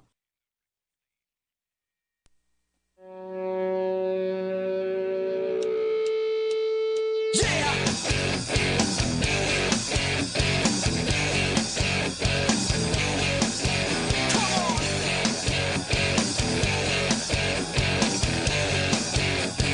it's Free Talk Live, and we invite you to join us on the radio waves here. Our number is 855-450, free like freedom. That's 855-450-3733. And you can get for your loved ones this holiday season a great gift, which is the gift of potentially better sleep via the MyPillow. What may be the best pillow you'll ever use. And if you don't agree that it's the best pillow, you can send it back to them and get your purchase price back within the first 60 days. So they are guaranteeing your satisfaction at MyPillow.com. Use code FTL like Free Talk Live. That'll get you 50% off of your MyPillow, or 2 for the price of 1, however you want to look at that. Go to MyPillow.com with code FTL like Free Talk Live. And if you do keep it, as I have done, because it is a great pillow. By the way, it's washable, so you can actually put it in your washer and dryer. It's designed for that. The pillow is designed also to fit to the shape of your body and hold your neck in the proper position. It's great. Go try it for yourself or your loved one. MyPillow.com, code FTL like Free Talk Live, and they guarantee the pillow is going to last you for at least 10 years. Let's go and continue with your calls and thoughts. We've been talking a lot about cryptocurrency tonight. It's a big day in the world of crypto with Bitcoin sitting at around $9,700 US dollars. It has now crossed through $9,700 US dollars according to CoinMarketCap.com. The total market capitalization of all cryptocurrencies combined now over $300 billion, up from $200 billion earlier this month, up from $100 billion back in June. It's been an incredible run-up for the world of cryptocurrencies. Let's go to Nathan, though. He's calling us, I believe, from Texas. Nathan, you're on Free Talk Live. Hey guys, so I was just reading the Twitter rules before I called you. They start out by saying that everyone should have the right to freely share information and ideas without any kind of barriers. And this is interesting because I called before about the YouTube censorship stuff, if you remember that thing. You're talking about, when you say YouTube censorship, do you mean where YouTube has restricted advertising to more family-friendly channels? Not just that. They recently took down a video and permabanned an account of someone I know. Didn't they do that to Chris Cantwell, too? The white nationalist guy? Right. Oh, yeah. Right. And so there's this story with Twitter because Twitter just permabanned a comedian that I follow who had about 80,000 followers. And it kind of gets to the heart of this whole social media censorship thing, because, the common retort that you hear when you bring this kind of thing up is, it's their platform, it's their rules. Yeah, it's not technically censorship unless the government does it, is it? Right, correct. Yeah. I don't know that that's necessarily the case. No? I think it's a neutral term. Just if you're preventing, if you're silencing someone, then you're censoring them. Yeah, I mean, people use the term interchange. Like this guy on YouTube, I know. This is a kind of a separate thing. He had a video locked into private mode for supposedly misleading tags, and they didn't. The appeal didn't go through. And there was nothing misleading about it. I watched the video, and there was nothing, violent or hateful or anything about it. Okay. But, YouTube reviewed it and said, hey, this video, you're not allowed to share this video. So, I mean, censorship, soft censorship, I mean, whatever you want to call it, that they are engaging in this. All the big platforms are Facebook, Twitter, and YouTube. I think Cantwell was also banned from Facebook at the same time. Even like OkCupid, I think, got rid of him. So what's the point? Are you upset that these companies are doing that, or what? Well, the point this is what I'm upset about is that they lie about it, and I mean literally what they lie about it. Jack Dorsey, the CEO of Twitter, was interviewed last week sometime on NBC, and he point blank lied and said, "We don't censor people. If you have hateful, violent content, we'll censor that for the users. But hey, if you have an idea to share, if you want to talk freely, we do not censor you, unless it's hateful or violent." Right, an obvious lie. I mean, this comedian that was just permanent from Twitter, I follow him. There's nothing hateful about what he posts. What did he post that was? What did they ban him for? Well, he believes it's under the harassment provisions because I guess meaning he was allegedly harassing somebody with his account. Right. He believes it's because he used a kind of slur against someone that could have been potentially interpreted as being bad, and so it's and this is the thing is that this comes on the heel of last week when they de-verified several people, including the guy that organized that Charlottesville thing. And that's a contradiction as well, because verification was never meant to be an endorsement, but now Twitter is basically, once that guy, that one of Chris Cantwell's comrades or whatever, applied for his verification badge, so it's the real person, then Twitter suddenly became very moralistic. We can't abide a white nationalist being verified on Twitter.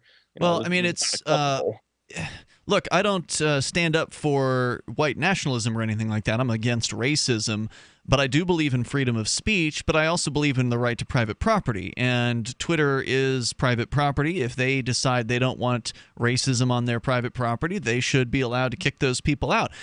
We don't allow racism on our internet forum. So, if you want to... But you're open about that. Like, don't you state somewhere and it's in the terms of service. Yeah, it's in the terms of service. And I suspect that's in the terms of service of Twitter as well. It's just that ours are a lot shorter, so it's easier. If you're going to read some terms of service, ours are a lot easier. So I don't know. It's just hard for me to get really upset about all this. Look, some big mega national corporation doesn't owe you anything. They don't owe you the ability to post anything on their platform. So go somewhere else. That's why people need to build alternative platforms. But didn't the right wingers build something called Gab.ai, or isn't that like a right wing thing? Well, it's not right wing. It's just that Twitter is banning right wing people, so they're all going because there. they're a free speech platform. Okay, right. It's a dedicated. The guy who founded it I think he's a Trump supporter. I'm not sure. Yeah. But like policy is supposed, and it's funny. Twitter started out that way too. So who knows how these things are going to go. Twitter started out being Trump supporters?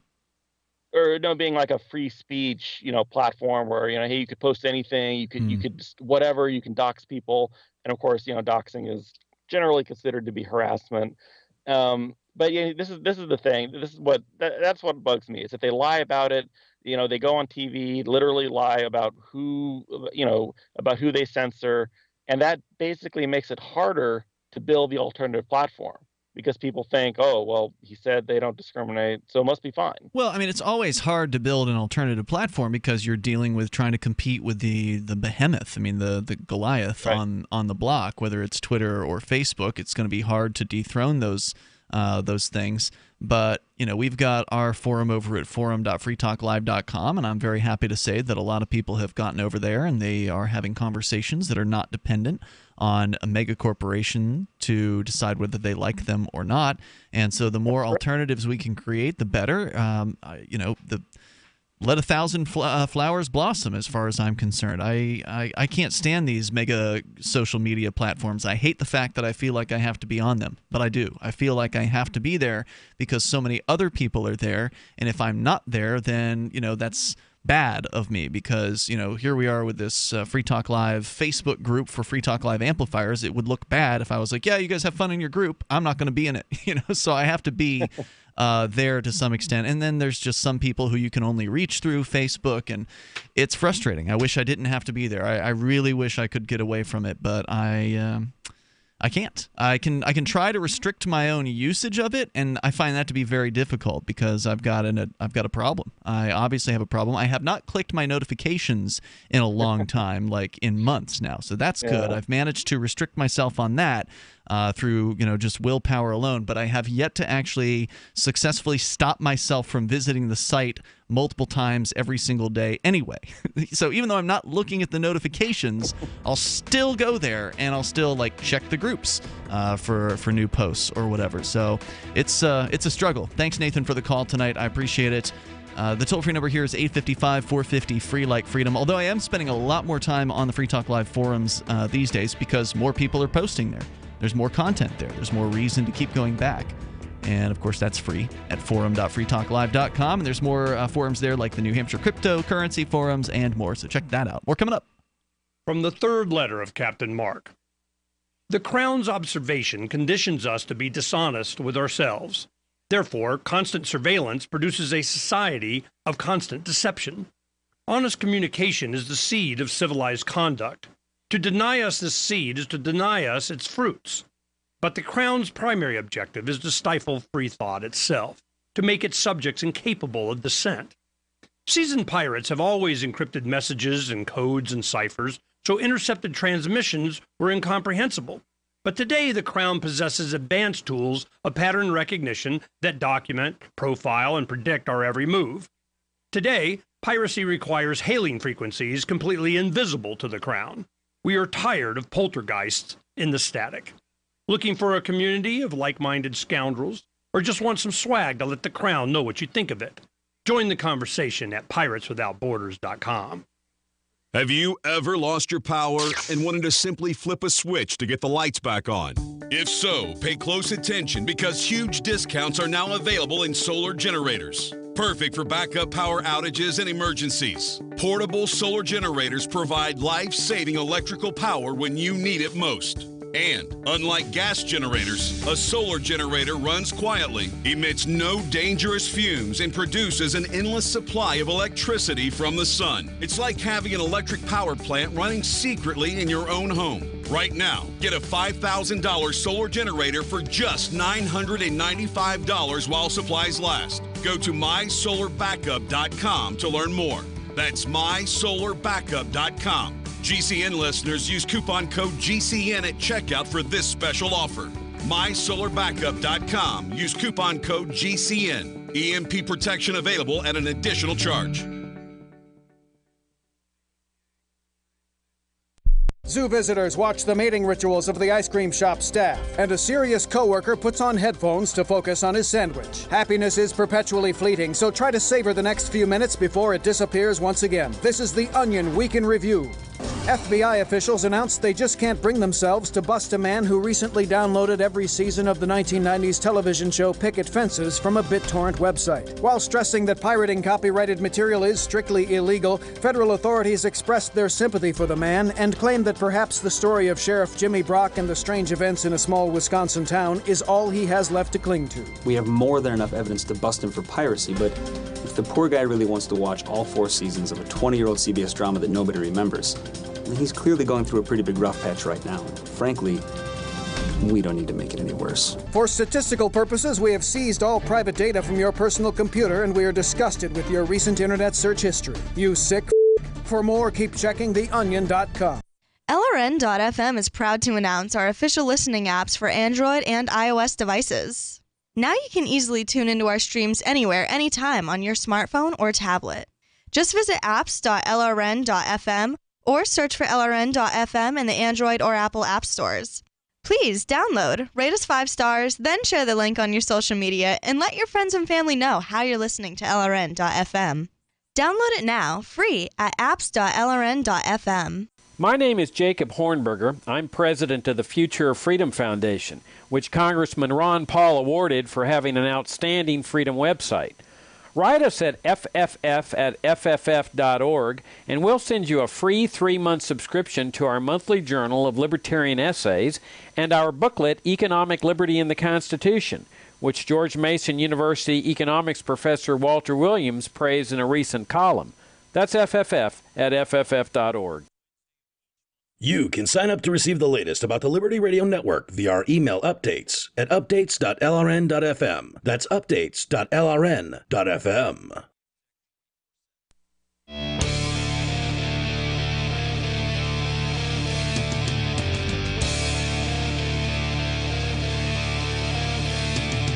It is Free Talk Live. We invite you to join us on the radio. Our toll-free number, 855-450-FREE like freedom. That's 855-450-3733. We do have Skype, and that Skype username for you is LRN.FM. So feel free to reach out to us that way if you like. In the studio with you tonight, you've got me, Ian. And me, Johnny Ray. And, of course, you can join us online. Go to freetalklive.com. Get signed up as an amplifier if you like Free Talk Live. You want to help support the show, help us get on more radio stations around the country, bring new internet listeners on board. You can do that for $5 a month, or you can use Bitcoin if you like over at amp.freetalklive.com. AMP stands for Advertise, Market, and Promote. AMP, amp.freetalklive.com. You'll get some cool perks. and like access to that AMP-only Facebook group, or the badge, the special Free Talk Live amplifier badge that you get on your user account over at the Free Talk Live forum if you're a Free Talk Live amplifier. So get the details, get signed up, and help us out. We appreciate it over at amp.freetalklive.com. Let's go back to the phones, to the fun. Tom, in Baltimore, you're on Free Talk Live, listening online. Happy Thanksgiving, gentlemen. Hey, thanks, Tom. Same to you. I appreciate that you guys are 7 days a week. You're real troopers. I mean that. A lot of folks, we're old, we're homebound, and it's nice to have somebody to count on each and every day. And you're one of the few radio programs, I believe, that actually operate 7 days a week, 365 days a year. I know a lot of people appreciate it. I'm one of them. Thanks, Tom. Yeah, another thing that I always liked about Free Talk Live when I used to listen to it, Ian, was that you and Mark were just real. You always said what you really believed, and you don't have, even though you've got a real slick production, Ian, you're still not insincere. Thank you. That's awfully nice. Well, Tom, what else were you calling about tonight? Ian is quite the wordsmith, isn't he? Yes. I agree with you there. and when he's not eloquent to certain folks, it's not because he can't. It's because he likes to toy with them a bit. All right, that's enough of that. Go ahead with what you were calling about. That's always good for good radio. I wanted to mention to the fellow Dan in New York, New York courts.gov has a housing section, and he can get a free attorney there. They provide free mediation. He can have them even appoint a guardian. Wait, are you talking about Dave in New York, the crazy caller from the first hour? Yeah. Okay. All right. Just to make sure I understood what you were talking about there. Yeah, I don't think that Dave needs to be going to any attorneys whatsoever. He just needs to leave his landlord alone. He wants to get his landlord's email address so he can bug him via email when he's already trying to bug him via phone call. Well, they have e-court in New York, which means that you don't actually have to deal with anyone but email. You can actually do all your complaints and your requests via email in the housing court. Gotcha. And they'll actually walk you through it. My question, though, was about Bitcoin.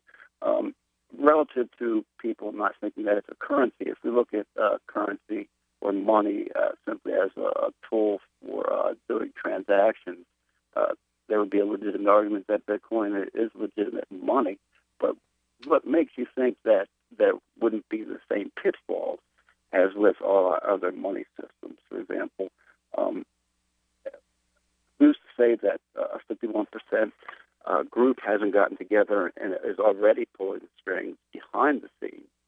Even the delay you talk about relative to transactions can be exploited relative to the amount of money that's in the Bitcoin system right now. So is your concern, let me see if I'm understanding the question, is your concern that there's a 51% attack on Bitcoin, which is, for listeners that are unfamiliar, if someone were to have 51% of the mining capacity in Bitcoin, then they would be able to do an attack basically on the Bitcoin network and kind of have some level of control over it. Is that what you're asking about? Exactly. Also, the fees. I can see where the fees could be exploited. And at the end of the day, the Federal Reserve, they routinely offset any changes in their banking system that they deem to not be healthy for the money system. In other words, if they see transactions that they think are unbalanced because they're concerned about the supply of money, the velocity of money, they'll just offset it. They'll just cancel it out. And they routinely do that as a way to look out in their mind for the American people's benefit. Actually, it's, of course, for their ultimate benefit because they're the ones making the money, so they have a vested interest in keeping those prices and the banking system working in a stable manner. So, to the question, I think one difference is that a majority hash power miner couldn't create money. All they could do, as far as I know, is double spend some money and increase their own holdings somehow at the expense of someone else, They'd also have a lot of weight to throw around in a potential fork situation. Sure. Bankers routinely, they create inflation, and then they sell their stocks before the market crashes, and then they buy up the stocks at cheaper prices. I can see, if we look at Bitcoin as a stock, that I can see they would exploit that as well, that they would benefit from crashing the system, or maybe just pumping it up a bit, dumping it down, pumping it up like we see in the stock market. Well, I think they could do that, but central banks can create money, and that's no secret. It's what they do. It's sort of their purpose. Mm-hmm. And they can create money and get that high-powered money, and spend it on worse than silliness. That's my point. But a 51% mining consortium cannot create Bitcoins that otherwise would not be created. Bitcoins are created at a certain rate, and that is and 51% majority hash power doesn't give you any special powers in that regard. You can't create money that wouldn't otherwise be created in Bitcoin. Also, if you want to, you can go to there's a website called coin.dance. Strange URL, but that's what it is. Coin.dance, and you can go there and look at the blocks page, and it'll actually show you a breakdown of the mining the mining pools of the world, how many of them are mining Bitcoin, and what percentage of the mining power that they have, and not a single one is over 50%. I don't think any of them are even close to that. So unless there's some sort of cartel. Is that in and of itself a problem, Ian? Because if the blockchain can be monitored and viewed, the transactions can be traced, what if the government intervenes and does a civil assets forfeiture or puts a hold on? Well, that's one of the reasons why some people are not as interested in Bitcoin these days and more interested in alternatives of the more privacy-oriented coins like Zcash or Monero. Tom, thanks for the call tonight. I do appreciate hearing from you. And those are Zcash and Monero, probably the two most preeminent, most respected, I guess, privacy coins out there. Government is not going to be tracking those things. They have built in some technology there that makes them pretty rock solid as far as privacy is concerned. But yeah, Bitcoin's a public ledger. Anybody with your Bitcoin address can go and look and see how much Bitcoin's sitting in that address. But on the other side, you can generate new addresses every time you receive funds. So it can be difficult for all but the most skilled people to try to assess how much Bitcoin any one person has with the newer kind of wallets that they have out there. Johnny Ray, let's break from the Bitcoin talk about a different aspect of economics, which is economics in one lesson. Henry Hazlitt, short chapter this week on, in my book, it is chapter 19, I believe it is. Chapter 19. This one is called Enough to Buy Back the Product, which brings up a certain economic fallacy that some people apparently advocate for. I'd never heard it before. I think Mark kind of alluded to it last week when he was talking about his sales, how he could use how he could use sales to destroy the idea that people should be able to buy back the product. Yeah. Well, the argument is that from people that want to raise wages, for instance, supposedly, that, well, we need to raise the wage so the person who's making this boat can afford to buy the boat that they're making. Right. Which also doesn't hold water when we're talking about people who are making, let's say, a thimble or a pack of gum or a thumbtack or something like that. I mean, those are not expensive products. So are they not supposed to make as much money as the boat manufacturer people? I mean, it breaks down. It's so easy to break down this argument. I think the proponent of the idea that that the worker should be able to buy back the product would say that everybody should be able to buy a gold watch or what? No, everybody should be. If they're a dressmaker, then they should make enough to be able to buy a certain number of dresses every year that keeps them in that is appropriate. And a yacht, everybody working to build yachts should maybe make enough money to buy one yacht in their lifetime. But he then talks about how raising the wages of people across the board only ends up hurting everybody in the long run through lost productivity. Without getting into more detail, you can check out the book, Economics in One Lesson. It's free to read online. Henry Hazlitt's the author. We'll see you tomorrow. Since time began, tyrants have taken aim at personal liberties. Now there's a movie that aims back. The government has no more right to tell us what to put in our bodies than they have to take our guns or tell us what books we can read. 6 drug police were eaten by bears while raiding a marijuana farm. On your knees, you dirty hippies! Jesus. On your knees! What's the problem, officer? Today, many cops who enforce pot laws do so only because it provides them with cushy jobs, good benefits, and a chance to push people around. I was an undercover narcotics officer. The drug war is nothing but a farce. The Second Amendment says you got to keep you and your gat intact. Guns and Weed, The Road to Freedom. A film by Michael W. Dean and Nima Vadati. DVD available now at gunsandweed.com or on Amazon. That's gunsandweed.com. Makes the perfect gift. Remember, that's gunsandweed.com. Radio is the most personal of mediums. I exist right now in your head. If you listen to Free Talk Live regularly, you know me. Free Talk Live is on more than 160 radio stations around the U.S. and has been downloaded on every continent around the world. Hundreds of thousands of listeners with ad packages from $600 a month to $6,000 a month. Imagine what we can do for your business, project, website, or idea. Email me, mark@freetalklive.com. There are lots of ways to listen to Free Talk Live. Our podcast has been around since podcasts began, and now the FTL feed is loaded with content besides our full show archives. Did you know that we make it easy for you to customize your podcast subscriptions? We have different feeds, one that includes only our full shows, one with just the Daily Digest, and one with just the Edgington Post. You decide what you listen to. It's quick and easy to customize your feeds at feeds.freetalklive.com. That's feeds.freetalklive.com. The Call to Freedom is coming up next, live after the news on the Liberty Radio Network at LRN.FM. From Keenan.